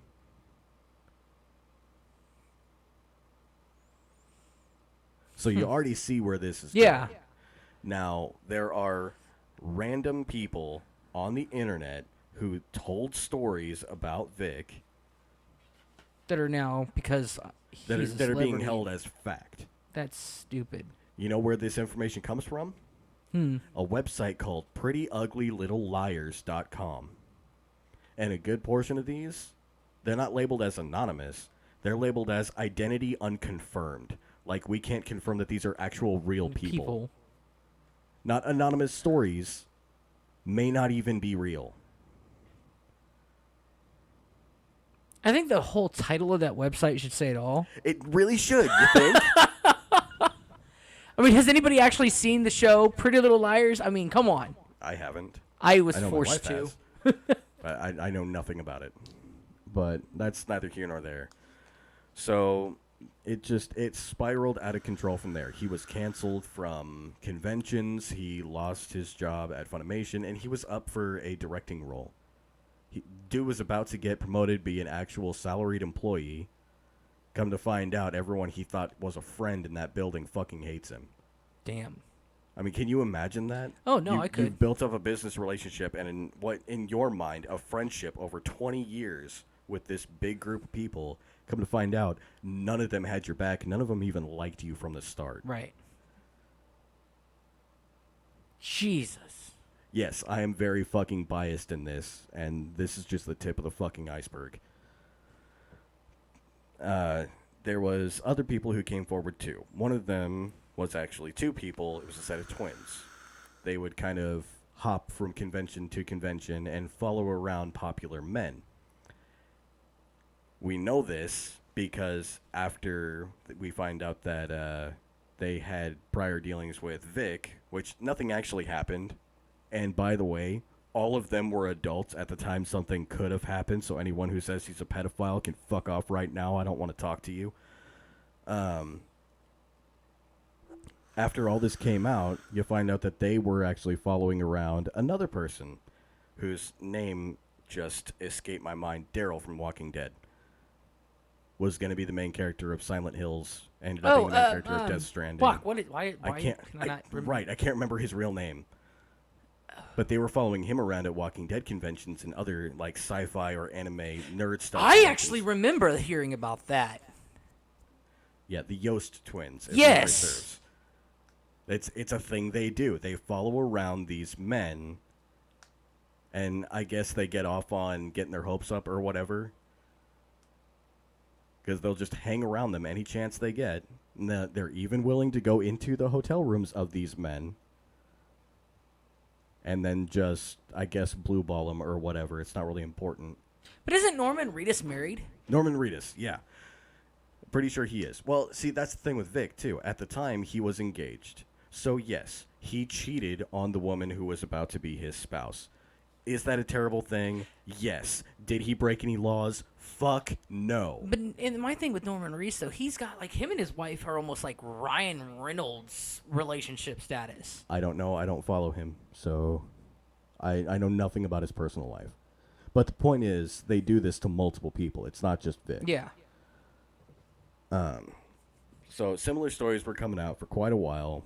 The main woman, Monica Rial, and her husband, if I fucking struggle to even call that man a man. If you know what I'm talking about, you'll know.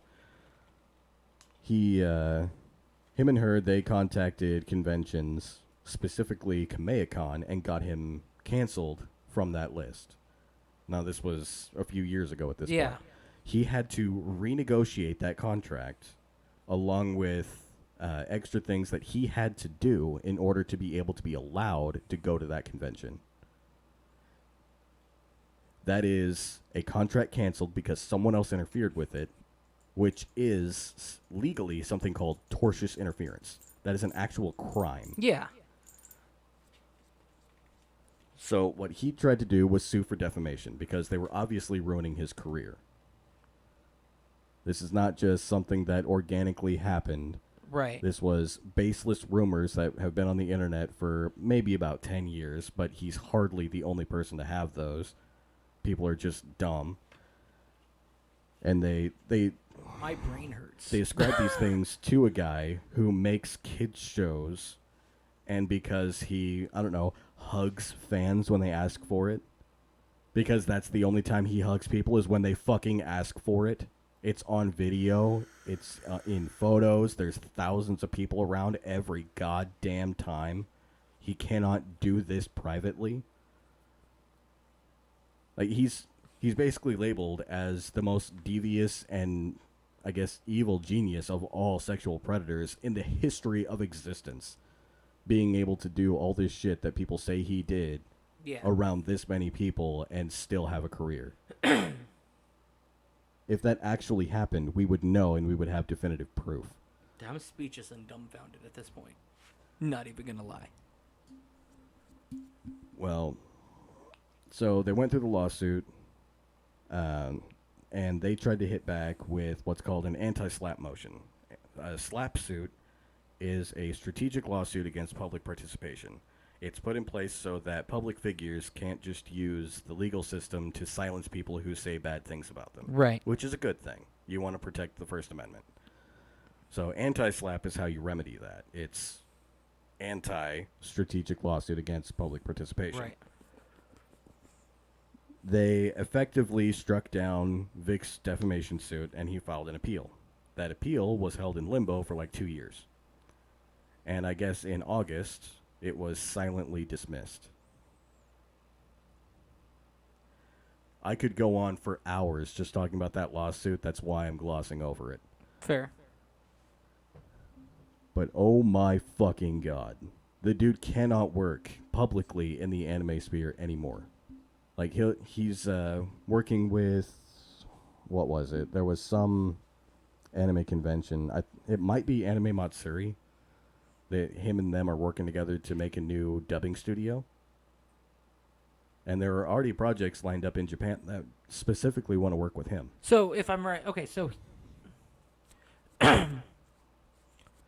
This all happened after the recent Broly movie, correct? It happened the day that movie released. Okay. At the So then height who of the plays... movie's publicity. So I'm curious, is he still the voice actor for Broly in They the... redubbed it. So he's not Broly in the new Gohan movie, No. Superheroes. No. Hmm. In fact, there's talks of somebody going through and redubbing all of Vic's lines in all prior incarnations of Broly. And they tried to get away with this bullshit saying he was never going to be Broly, he just happened to record the lines because the Japanese actor died and they had to recast him. If memory serves, the actor died. Maybe he's not dead, but I'm pretty sure I remember that he died, so they had to get a new guy. I mean, a lot of the old school Japanese voice actors But like, were passed away. even if that's true, they wouldn't recast Vic for that. No. They would need a high profile, or I guess what you would call in the anime sphere, a high profile voice actor. But like, these aren't Hollywood stars or anything. If you don't already know who they are, you have to look them up. Yeah. Not one of these people is a household fucking name. Because, like, I mean, for the longest time, hell, even for me, I didn't even know Johnny Young Bach was fucking Ichigo. Bosch, sorry, was Ichigo for the longest time. Yeah. I only knew him from Power Rangers because I grew up with him. Yeah. I didn't know he was some of my favorite characters from Like, if you Bleach, don't look it up- Trigun, you know, all that.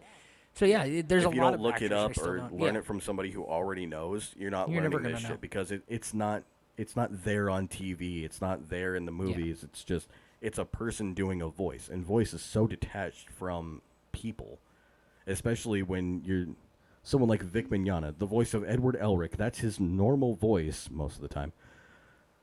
Doing a character like Broly that is clearly not his normal voice, no one is going to make that connection. Damn. But yeah, they were able to abuse the legal system to stop him from getting any kind of recourse against them. It's so fucking stupid. I can't believe I it. doubt we could even get a petition going, could we? No.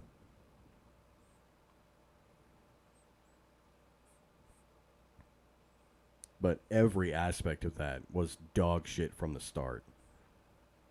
Hashtag justice for Vic. Sorry. I know it's not funny, but it's... No, the unfortunate part is there will never be any justice for Vic. Yeah. You'd think we learn from, as a society, with the Johnny Depp trial, you know, that this shit's real and it needs to be stopped. Yeah. Whether it would be, Especially- domestic violence or not, Especially since the appeal being denied Yeah. finally happened after the end of the Johnny Depp trial. You'd think people would fucking learn. Like, don't get me wrong, I understand, looking more into it, why the judge ruled the way he did in the initial case, why he accepted the anti-slap motion. Yeah. And if you look into it a little bit, you will too. It has a lot to do with politics. It was an election year. He was trying to get on the Supreme Court of Texas, because that's where all this took place. Right. But the place they live is a very liberal part of Texas. So if you don't have a certain mindset, people don't want you around. Yeah. So if he would have let this one dude, an outspoken conservative, which means literally nothing in the anime world, he could be fucking Buddhist and it wouldn't matter. Right. It's so far detached from his work. And hell, in all his roles, I'm pretty sure he's played a Buddhist at some point. And guess what? He didn't have a problem with it. So if you don't have that mindset, it can be bad. Having this guy be able to sue, at minimum, there were 2 women, because the other one was Jamie Markey. And I guarantee if you don't know her, you're not going to know her. Don't know her. But if you watch anime, you know the voice. Probably. Just to give you an idea, she is Kana from Fairy Tale, the woman that's always getting drunk, drinking giant barrels of ale at once. Or if you're into more risque anime, she's the English voice of Rhea Scremery in High School DxD. Okay. Now I know who you're talking That's about. her. Of course, now you know. So yeah, it was her, Monica Rial, Monica's not husband. No matter how long they've been fucking engaged, she's not marrying that dude. She will never marry that dude, and I find it fucking funny as hell. And Funimation itself. So those are the 4 entities that he tried to sue. But, like, if the judge would have allowed him to specifically sue 2 women for talking, even though they were actually causing real monetary damage, which he should be entitled to some kind of recourse for, then there was no way that he was going to be elected to get on that Supreme Court. That's fucked. And see, the thing is, you don't even find out, if you go back and you look at all this shit from the beginning, if you don't actually know who this person is, and if you're not following his career, you don't know that he's already going for that election. So you think, okay, this is just a down-home Texas guy who's by the book. Because going by his prior rulings, he's really by the book. Like, letter of the law or nothing with this guy, until now. But joke's on him, he lost that election. Haha, fuck you. Sucks to suck, my guy. Butt stuff. But Stuff butt. at some point, I could go all in on this fucking thing, because even with everything I've just said, that is barely even the tip of the iceberg with how far this fucking goes. And it just endlessly pisses me off to know that this case was dismissed, and that the appeal was, that the appeal itself was dismissed when there was so much evidence saying, you know, we actually have something here. I mean, if nothing else, the tortious interference on its own is still plainly proven. And that's just by the evidence on hand right now. They admitted to doing it. They have a written statement from the guy who runs the convention that the contract was canceled. We know the contract was canceled. We know a new one had to be renegotiated. We know it was for a different amount of money. We know there were more requirements put on him to even have that contract made in the first place. It's the literal fucking definition of tortious interference, and even that count was struck doesn't down. matter. Yeah. It's so goddamn dumb. Well, to break away for a second, you're not getting my bread, cat. Leave my fucking cake alone. I know you don't follow WWE anymore, and I don't really either. However, for some reason, it just here or there. it doesn't stop showing up on my For On You YouTube? page on TikTok. Oh. And so I decided to look more into it and actually follow it. So, Logan Paul? Yeah, he's apparently a WWE superstar He's now a WWE superstar. And hot take, he is not bad.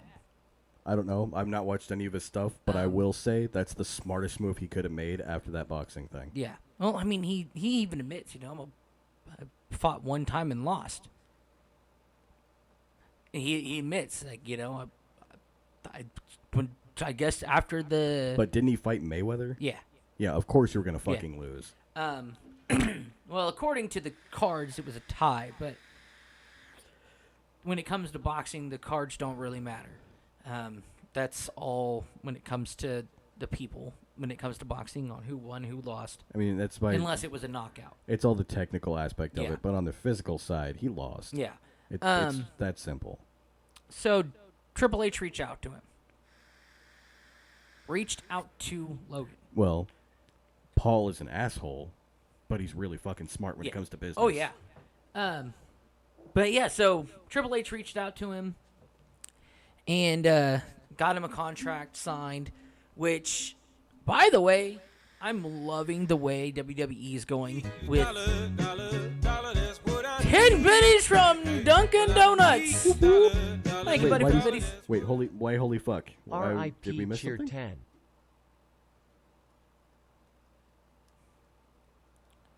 He probably just finished that episode. Or finished Bleach. Bleach. Oh, I got you. Was that episode 3 or episode 4? If it's episode 4, don't talk about it. Or 5, yeah. Oh, 5. Sorry, I lost count. But no, so I kind of looked into it. I didn't really follow the story of what's going on between him and Roman. But the way the contract worked that he signed with, he actually helped change WWE in a whole. Hear me out.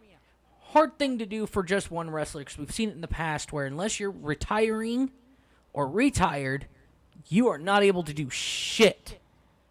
You're owned by the company. That is it. End of discussion. Pretty much. The only exception would be Brock Lesnar. Brock Lesnar, and then now But The Rock. he's got a but really again, The fucking Rock, good as agent. considered retired, Right, he can do whatever he wants Right. to because he's not actually he can a sign WWE superstar per. anymore. He's got a thing now where he signs per match contracts, where I signed a contract for this match, and this match. That is it. Anything in between is mine. Yeah. Hell, I mean, he actually owns the name The Rock now. So, but he changed it now to where, because I remember it used to be if there was a storyline going on outside, inside the show, Yeah. or inside the ring, outside of the ring, you have to follow said storyline. You cannot talk about anything else.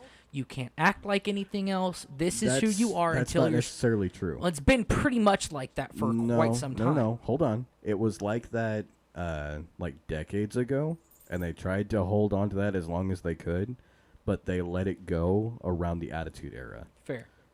But he's opened up a contract with him, Roman, and several others. And it's getting there. A lot more of the WWE wrestlers are signing the same kind of contract. They're getting a lot better pay. They're getting a lot better benefits now. All since Logan has jumped in. Now, this is still something in the works. It's not fully completed yet because it's still fairly new. But beyond that, Logan's a good wrestler. Logan puts on a good show. I haven't seen any of his stuff. I did not expect this at all from somebody that I'm not Logan's biggest fan. There's some things where and it's not because of the whole Japan thing. I could give a fuck less. All right.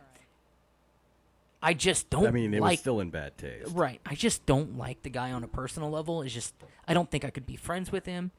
I mean, I could work with him on a business level. Dude's just got really good business sense. Right. I don't think I could ever be. And if Logan ever hears this, or anybody from, He'll never hear this. but if he does, just hear me out here, and not just nothing bad really against you. We would not click as friends. But I've the utmost respect for the guy because of who he is as a businessman. And a showman. I watched because I knew he was fighting Roman in Crown Jewel, and I wanted to see how the story played out. I'm just gonna say right now, fuck Crown Jewel. Yeah, fuck yeah. No, seriously, That show is the stupidest thing they've ever fucking done. But I wanted to watch the story for it, and holy shit, he does. He puts on a show throughout the whole thing. Like, it almost brought me back to, being back as a kid watching WWE just for the story, just to see the interactions with the two. You couldn't tell until the Uso brothers break character. You could not tell that what was going on was just for the ring. It felt, on Logan's end at least, like it was dead eye beef. Like, I want to fuck your world up because I'm the new guy and I just don't want you here. That's how it felt. It didn't feel like a ploy. It didn't feel like a play. It felt like Logan just wanted to be in his position. Period. And it was great. Even to the fight at Crown Jewel. That fight was amazing. Those two put on one hell of a fucking match. And I want to see more. I did not expect any of that coming out of Logan at all, and it was great. Well, plus you've got the rebranding of Roman Reigns. True. Where he's finally the villain that he needed to be. I still don't know how I feel about that whole thing. Well, I mean, it's weird because I'm Joe... the silent boss.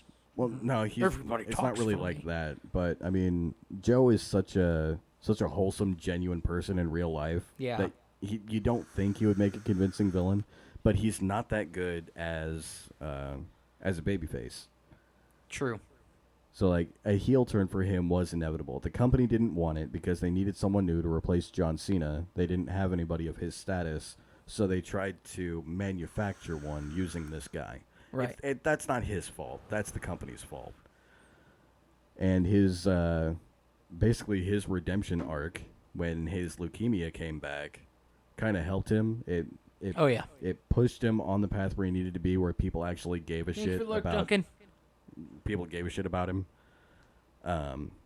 But it still wasn't exactly where he needed to be. Having him turn heel and be the more intense character that he was from the Shield, just more, is exactly what he needed to be a convincing. If you actually star. watch the skits that they do in that ring, it doesn't feel right. But I don't blame Roman for this. I mainly blame the Uso brothers and the new bloodline that they've got going on. Yeah. Because the Uso brothers and this, I don't know his name. I think his name's Joey. The redhead guy. I don't remember his name. He's considered an honorary Uso. Sami Zayn. Yeah. You can't take that guy seriously, and no, Roman can't even take him or if the Sami Uso brothers. Zayn isn't working with Kevin Owens, it's hard to take him seriously with anything. Yeah, his best work is just with Kevin Owens. Whether it's working with him or against him, doesn't matter. I didn't watch any of the matches other than the match with Logan Paul and Roman, but I watched the skits. And there's one of the parts where one of the Uso brothers is trying to break away from the bloodline, and he's like, I don't give a fuck what the tribal chief thinks, blah, blah, blah. And Roman looks up, and he's like, you done fucked up, boy, kind of look, And Sammy stops him. No. He's just not feeling very oozy today. And everybody breaks character. Like, you could see Roman hide his face, like, no, don't fucking laugh. And then he goes, look, I understand you're not feeling oozy. And breaks character again. Well, the worst part is you've got Sami Zayn saying that line. Like, So bad. dude's got wild man, red hair and beard. Looking crazy as fuck. Just this weird Canadian dude. Going, he's just not feeling very oozy. It was the greatest thing ever. But it's not just that one moment. Like, the Uso brothers have... I don't know how they are able to be as big as they are, as much as they break character. Because they do it in every skit. They find a way to break character, and it ruins everything. And it doesn't look good for Roman at all. Especially as this quote-unquote tribal chief that they've got going on. When you've got this, the big, mean, silent boss type, and you're making him fucking laugh every chance you get. Well, I mean, that's... Behind the scenes, that's kind of a competition they all have. It's like, who can make who break character. Still. It's just... But... And then that's when I get to, like, when it comes to Logan, when he drops in and does his thing with those skits, and he even makes it worse, because, again, he's coming in as the new guy that wants to take the reins, wants to become top dog, and, of course, it seems more fitting for him to walk in and try to make him break character, and he makes it even more convincing for his side of the story. Right. And that's why I'm like... For his persona. Right. It's why I'm like, holy shit, like, this is... Are they really talking about this Honestly, outside? though, the reason I feel like he's making this push... That was loud. The reason I feel like he's making this push is because, if memory serves, he's not giving up his podcast. No. And that was part of the contract that he signed with Triple H. All right, I gotta take this. I'll be back. Okay. While he's talking about that, because I really want to talk to him about this, so we're not gonna go any further with that. And yes, we can talk about The Witcher. It won't be very long because we're almost done here, but we can talk about The Witcher. I'm not following. I haven't seen even season 2 yet. Okay, I haven't seen season 2 of The Witcher, and I'm sorry. I'm sorry to everybody. I'm letting you down. I missed Bleach. I haven't been watching The Witcher. All I know is Henry Cavill isn't going to be Geralt anymore.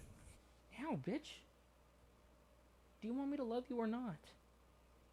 Fucking cat, I swear.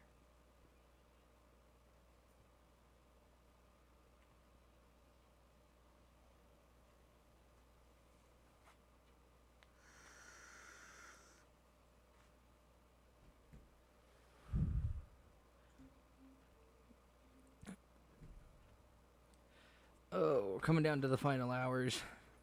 Final hour. Fuck, that hurt, cat. Everything all right? Yeah, everything's fine. Cool.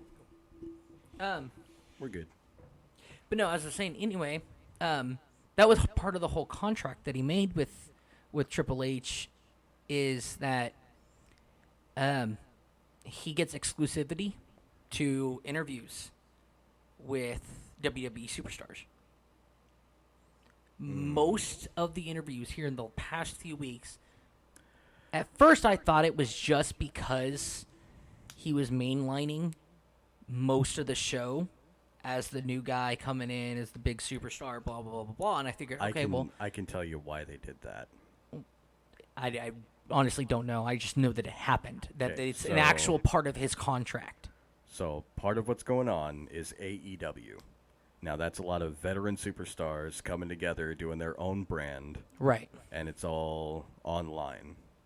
Because if memory serves, at least last time I checked, they weren't broadcast on any TV channel, even in the upper thousands channels. It's not there.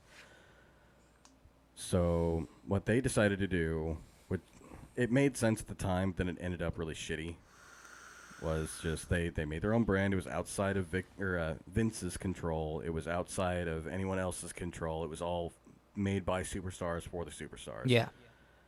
And instead, what it became was a giant circle jerk for all these veteran superstars who weren't put in the main storylines to just always be put in the main storylines. Yeah.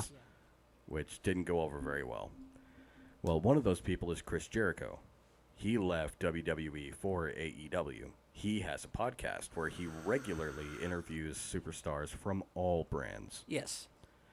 So I feel like in order to keep those superstars off of his podcast, because his split with WWE wasn't exactly on the best terms. Yeah. Now they have somewhere else they can go, and people can watch them there. But it works out in Logan Paul's. Jogan Law. New superstar. We're talking about podcasts, and I was thinking Joe Rogan. New superstar, Jogan Law. I'm Jogan Law.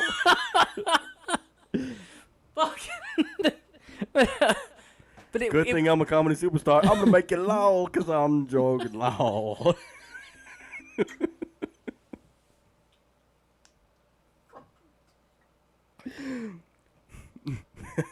That's LAWL, by the way. Jogan Law.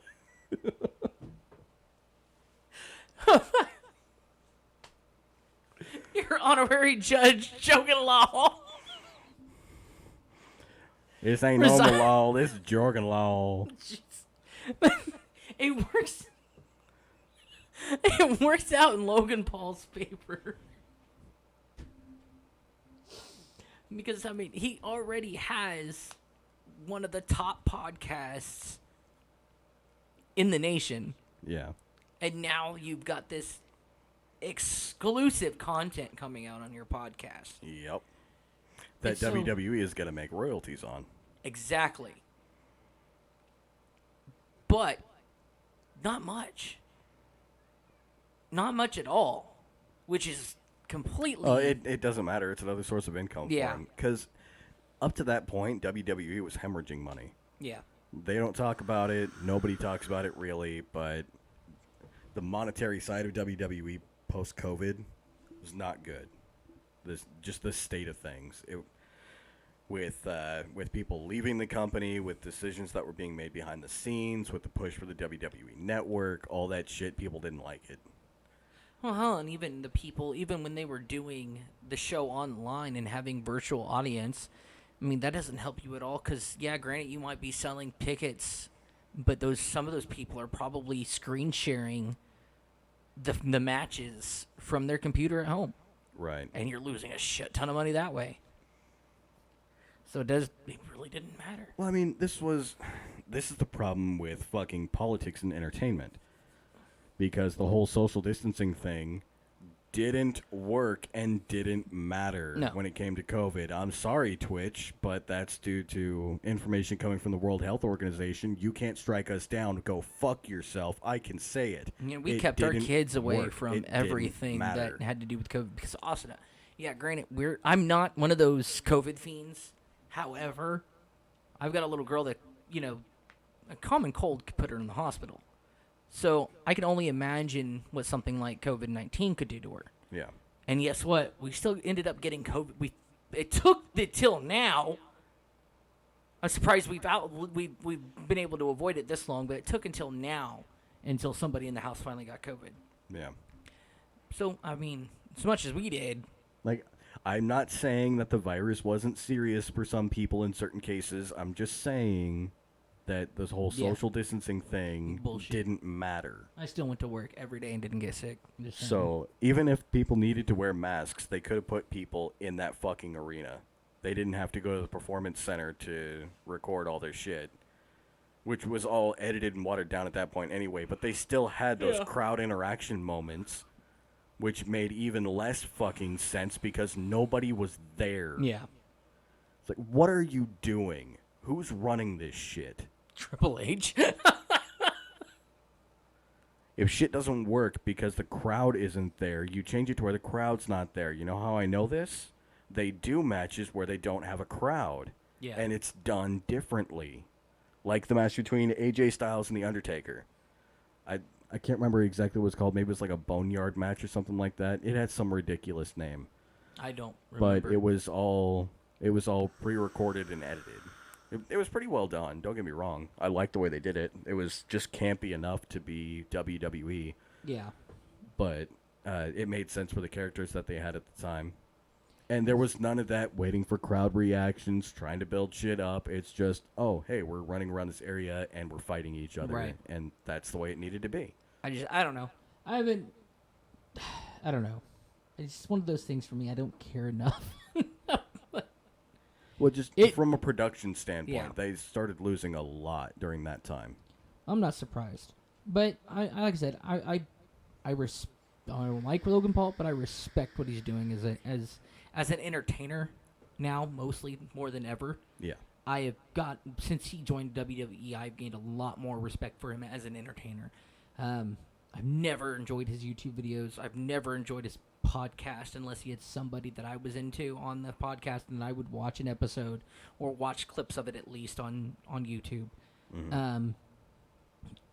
But up until now, I never liked him as an entertainer. But man, could that boy pull it off. He's our age. Which is the crazy part. Nah, he's actually a little younger than us. He's 27? 28? Something like that. So just a year younger than I am. Still gives me hope.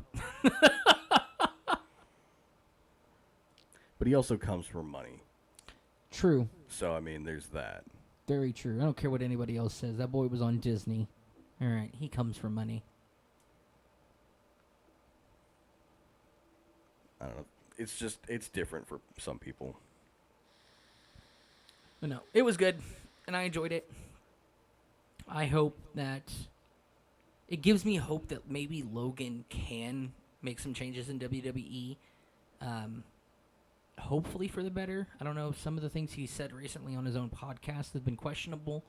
But again, part of the reason why I don't like him. But I would like to start watching wrestling again. I just haven't found a reason to. Right. Well, plus, there's that game you have to play where you're catching up on all the different storylines just to understand what the hell's going on, because there's so many that are starting at any given time. Mm-hmm. And if you don't understand the story, you don't know who to root for. Right. You don't know anything. I don't know, but like I said, I enjoyed. I more than enjoyed that the spit between him and Roman, and I would like the spat. No, it was a spit because it was a full-on spitting match between the two of them. But it was good. That would be a spat. It was really good. I want to see more of that kind of entertainment from the wrestling franchise. Mm-hmm. I really do. Well, the other thing is they need to reverse the roles between Roman and the Usos. Have the Usos be the silent enforcers, because they're really good in the ring. Like the old Shield. Right. They're really good in the ring. They're not always that good on the mic. Whereas Roman's getting better on the mic. He just needed that time to get better on the mic before they thrust him to the forefront of everything. I'm not feeling this whole silent guy right now at all at a Roman. I'm not for it. I don't like it. Because he is such a wholesome guy in real life, and somebody like that to sit there, be silent, and then not be able to hold back a laugh. I'm that kind of guy. I can't be that silent guy and then hear something funny and not laugh at it. At all. I don't care how dumb or simple it is. I will fucking laugh at it. And he is, I mean, I don't know if it's a family thing, because The Rock is the same way. He has never been able to be that strong, silent type in the ring or on the mic. He has always been Well, that's never outspoken. been his character, though. No, but you got to understand what happened. his character has always fit his personal persona in some way. He has always been You loud have to and understand what happened with The Rock, because originally it was Rocky. I can't remember his last name because I could never pronounce it, but it was Rocky something. and nobody liked him. He was too happy. He was too peppy. He wasn't good on the mic. He was basically what Roman Reigns was at the start of his solo, hero career. Yeah. And what they did was they took him off the program, put him through acting lessons, brought him back as a heel with a giant ego, and that's what worked. But without those acting lessons, it never would have. Yeah. But I mean, like I said, even with all of that, he is still, like, if you watch videos of The Rock being The Rock, just being himself with his kids and his family and stuff like that, you can see how much that outgoing personality falls with his heel character. It's always got to be loud. He's always got to be the center of attention in those moments. And I've seen videos of Roman Reigns being outside of the work, just being himself, being loud, being open with everything around him, and him being the silent type does not, I know he can just be open. And you could see it when he's standing back there looking down at the ring. And I watched it. He just recently was on the podcast with Logan, where he's like, I have to look down at the ring. If I don't, I am laughing at everybody. He likes to have fun. I know, and I see it. Like, the smallest thing Sammy says, Sammy just opens his mouth, and you could see him sitting there like this, just chuckling, looking down at the ring. You could see him bobbing because you could tell that he's fucking laughing. Mm-hmm. And it's great. But it sucks at the same time. Maybe he's just not oozy enough. Just Sami Zayn, of all people, saying the word oozy. Do you need any more context? He's just not feeling oozy enough today.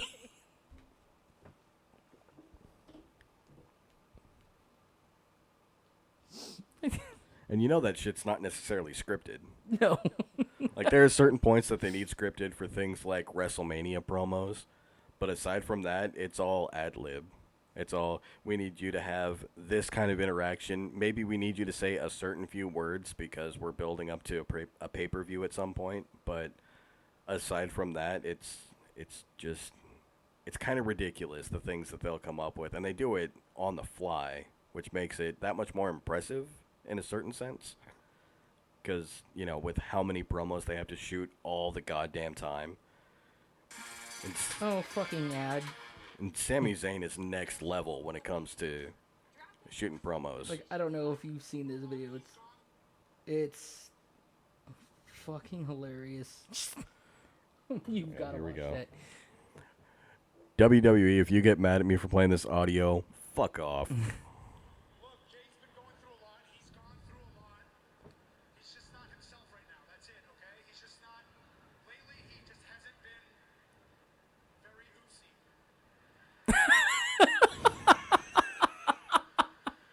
And you can see everybody break Even down. Jay looking at him. And everybody in the arena, oozy. Oozy. That's not going away anytime soon. And it hasn't.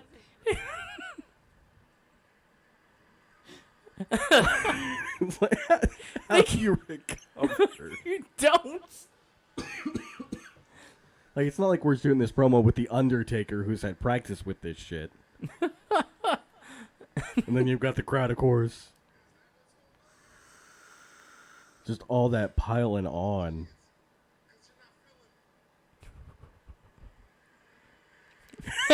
Because you're not feeling oozy. Jay is dying.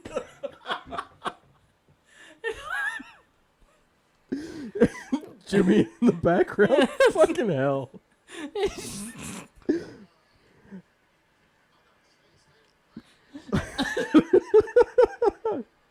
Props to the cameraman who's keeping Jimmy out of sight the whole time because he's just cracking up.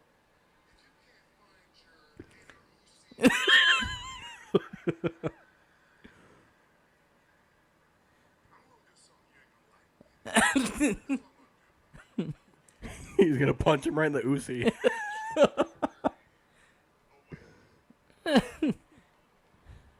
This is the best.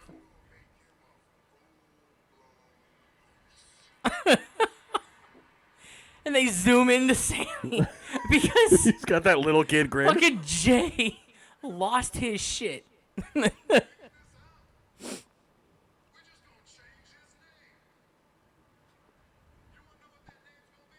Sammy Uso.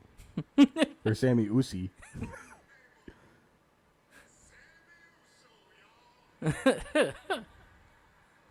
No, you're not.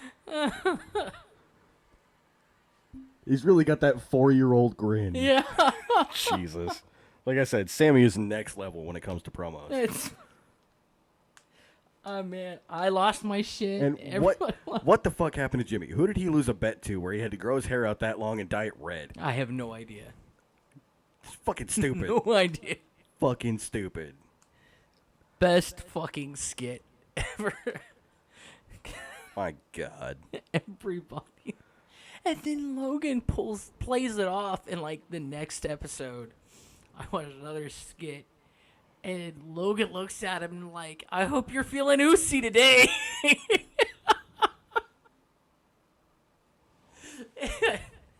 Well, that's the other thing. Logan understands crowds. He's got like a sixth sense for that kind of thing. So if there's something he can latch onto for crowd will. interaction, he's He going to will. fucking do it. He'll rip you apart with it too. God. What happened to WWE? Ooh, see. I'm gonna use That doesn't now. come across well on the audio because it sounds like they're yelling something else.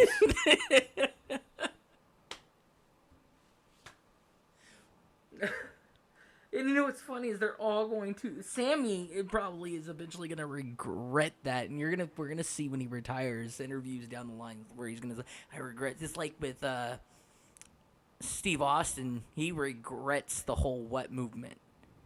Oh, yeah. He will tell you how much he fucking hates it, and I bet you Sammy's gonna be like, "I fucking hate this. Why did I ever let that come out of my mouth?" It's going to follow around Roman. It's going to follow around Sammy. And Yep. it's going to follow around the Usos. Even when for this the storyline is entirety of their over, careers.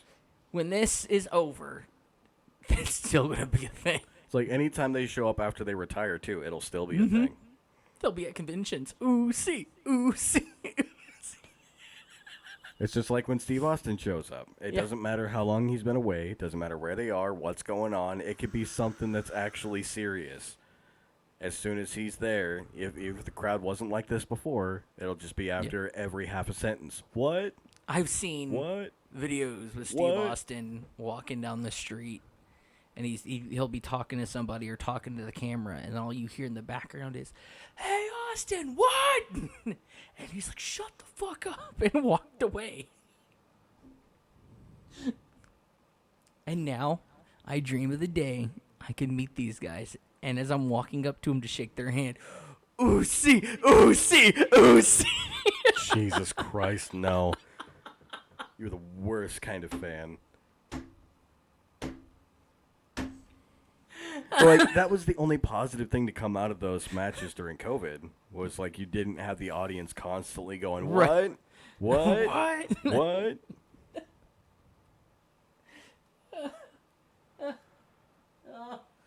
Like that ruins promos permanently.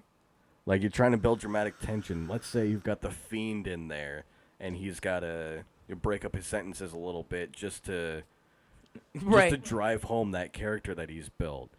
And then every time he just takes a brief pause, it's what? You will not survive. What? This coming pay-per-view. What?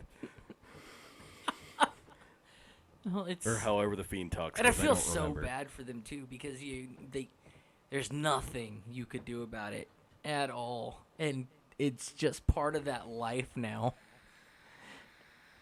And you've got to and it sucks for like all the newcomers too, the ones that are gonna that walk into their first match or their own first promo, and they've got to live with the regrets of the vets. Yeah, if you're not gonna be someone like a Sami Zayn or a Chris Jericho, Yeah. where comedy's built into your character, Fucked. you're gonna have such a hard fucking time. Oh yeah. but it's gonna be great because I'm that person. I'm gonna laugh at it. I'm gonna have fun with it. I'm gonna be on the TV and like watching on TV where nobody can hear me, and I'm going to be there watching it. What? But like, even the worst part outside of that is that if you're trying to be any kind of serious character, you could never ever tell anyone that you're upset by it or that it, like makes it hard for you to shoot promos or anything like that. You could never address it itself ever. It's just now there, Because part of it. If you record it on a podcast, if it's in an interview, maybe if it's on the radio, it doesn't matter. Someone's going to use that. It'll spread like wildfire, and it will be your entire career. You won't be able to shoot any promos. You won't be able to show up anywhere without that fucking chant. Because people are dicks. And you know what's even worse about it is that as far as viewers go, that's gonna stay with viewers for generations because of their parents. It already has stayed for years. I know. Like, I was surprised. So my son's been doing that whole what thing. And at first I thought maybe it was just my 9-year-old just trying to piss me off. Yeah. And I'm like, why do you keep saying that to me? Like, you not hear me? Am I going to have to, punish you in some way, No. I watched it on a wrestling thing on YouTube, and I'm like, oh, you son of a bitch. It's like, that's not how conversations are supposed to I grew up with that. You don't bring that home. That was my thing. Do you see a crowd? Do you see a ring? Do you see cameras Right. and lights and all that shit? No? Okay, stop it. Knock it off. You know damn well, though, I'm going to get the whole ooh, see, My going around the God. house.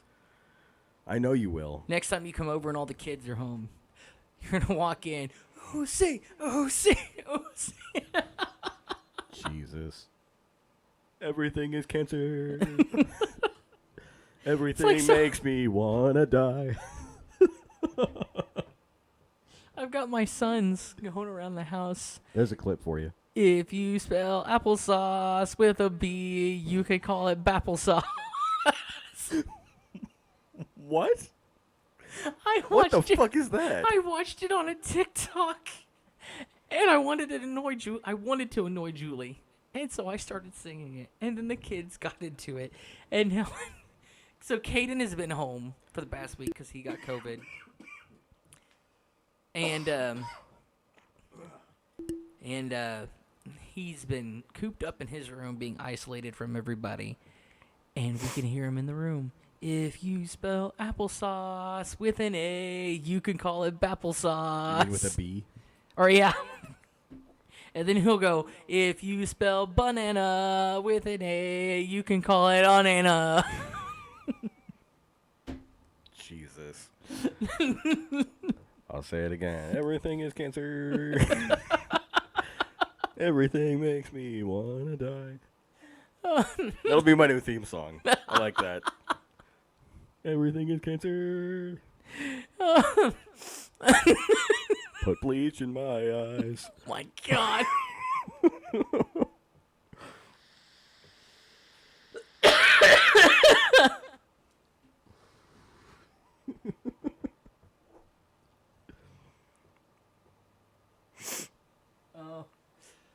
Oh my gosh. Oh, it was like yesterday. We can make that a new segment on the show. Even have that as the theme song and a graphic that pops up. Everything is cancer. Oh, the other day, like I said, Caden's been cooped up in his room, and I feel so bad. And he's been trying to figure out ways to come out. Oh, I need to get a snack. Or, oh, I need to go to the bathroom. Or, oh, I need a drink. And blah, blah, blah. And I'm like, no, you need to be in your room and be isolated. And he turns around, looks from the hallway, looks into the living room, looks dead at me and Mom and go, how can I be isolated when there's no water for the ice? Boy. I think the kid's going insane.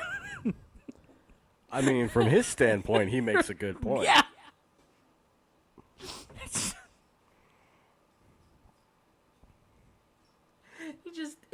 it cracks me up, the things he has come up with. He is so bored, and I'm sure it's just all this has been. He hears us talking in the living room, and all these jokes have just been building in his head, and he's like, I It's can't cold wait. outside. We got the Can't wait. heater on. I can't be isolated. It'll melt.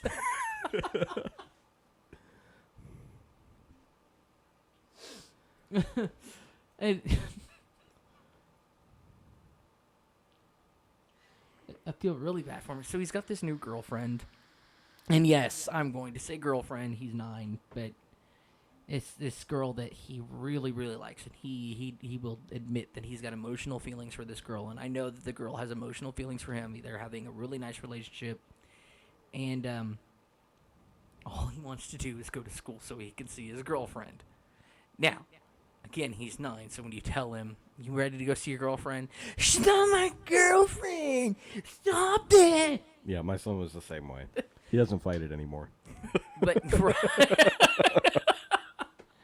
but it's cute because they get along so well, and they're so good for each other because they're both, they have, I wouldn't say the same personality, but they balance each other really well.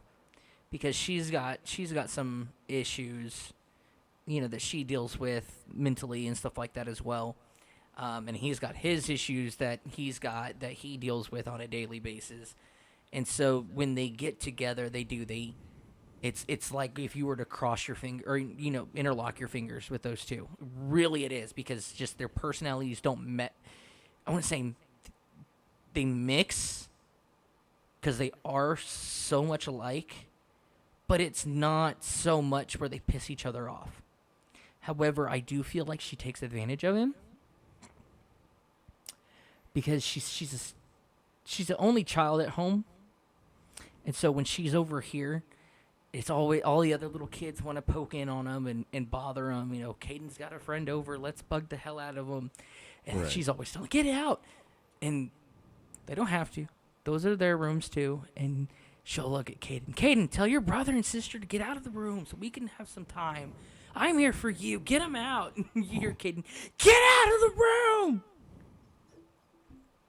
She's got him wrapped around her fingers so fucking Little control freak. I got some advice. Run! right. And that's not sexist. If the roles were reversed, I would say the same thing. Exactly. Don't ever have to live with that.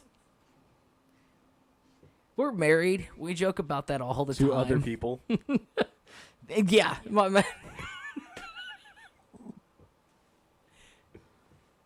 We're to that point in our relationships that we can joke about those things. Like my wife's a control freak. We had to put Christmas decorations up a month You're early. so lucky your wife isn't listening to this show. Yeah. That look right there says it all. My wife is a control freak. We had to put Christmas decorations up a month early. We're the insane family on the block. You didn't have to yell that into the microphone to get your point across. You could yell that away from the microphone, genius. You think I'm scared of my wife? Like, No. Like, I'm saying this loudly for the effect of someone else in the house hearing it, not for the effect of blowing out people's eardrums who are deciding to listen to our show.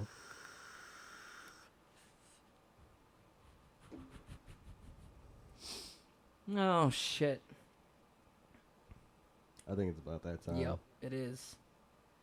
Well, it looks like we dropped a viewer, and that's okay. Just means we won't rate out. For everybody that did listen today, thank you all so much for coming in, dropping in. Thank you for the biddies dunking again. I appreciate that. To everybody that will be watching the VOD later, we are doing not a clip contest, but we are trying to put together an out of context with a K video. So made and created by you guys. All you have to do is clip something that you find we'll be taking out of context, and it will be made into a collage video once we have enough. If we have too much, we'll make a few of those videos. Eventually, I kind of want to make that a monthly thing. Eventually. And that would be really, really cool. First, we have to find out how long it'll take just to get clips for one video. Yeah. And hopefully we gain enough following where we don't have to worry about gaining clips just for one video. So, yeah, just tag it. Make sure you title it out of context.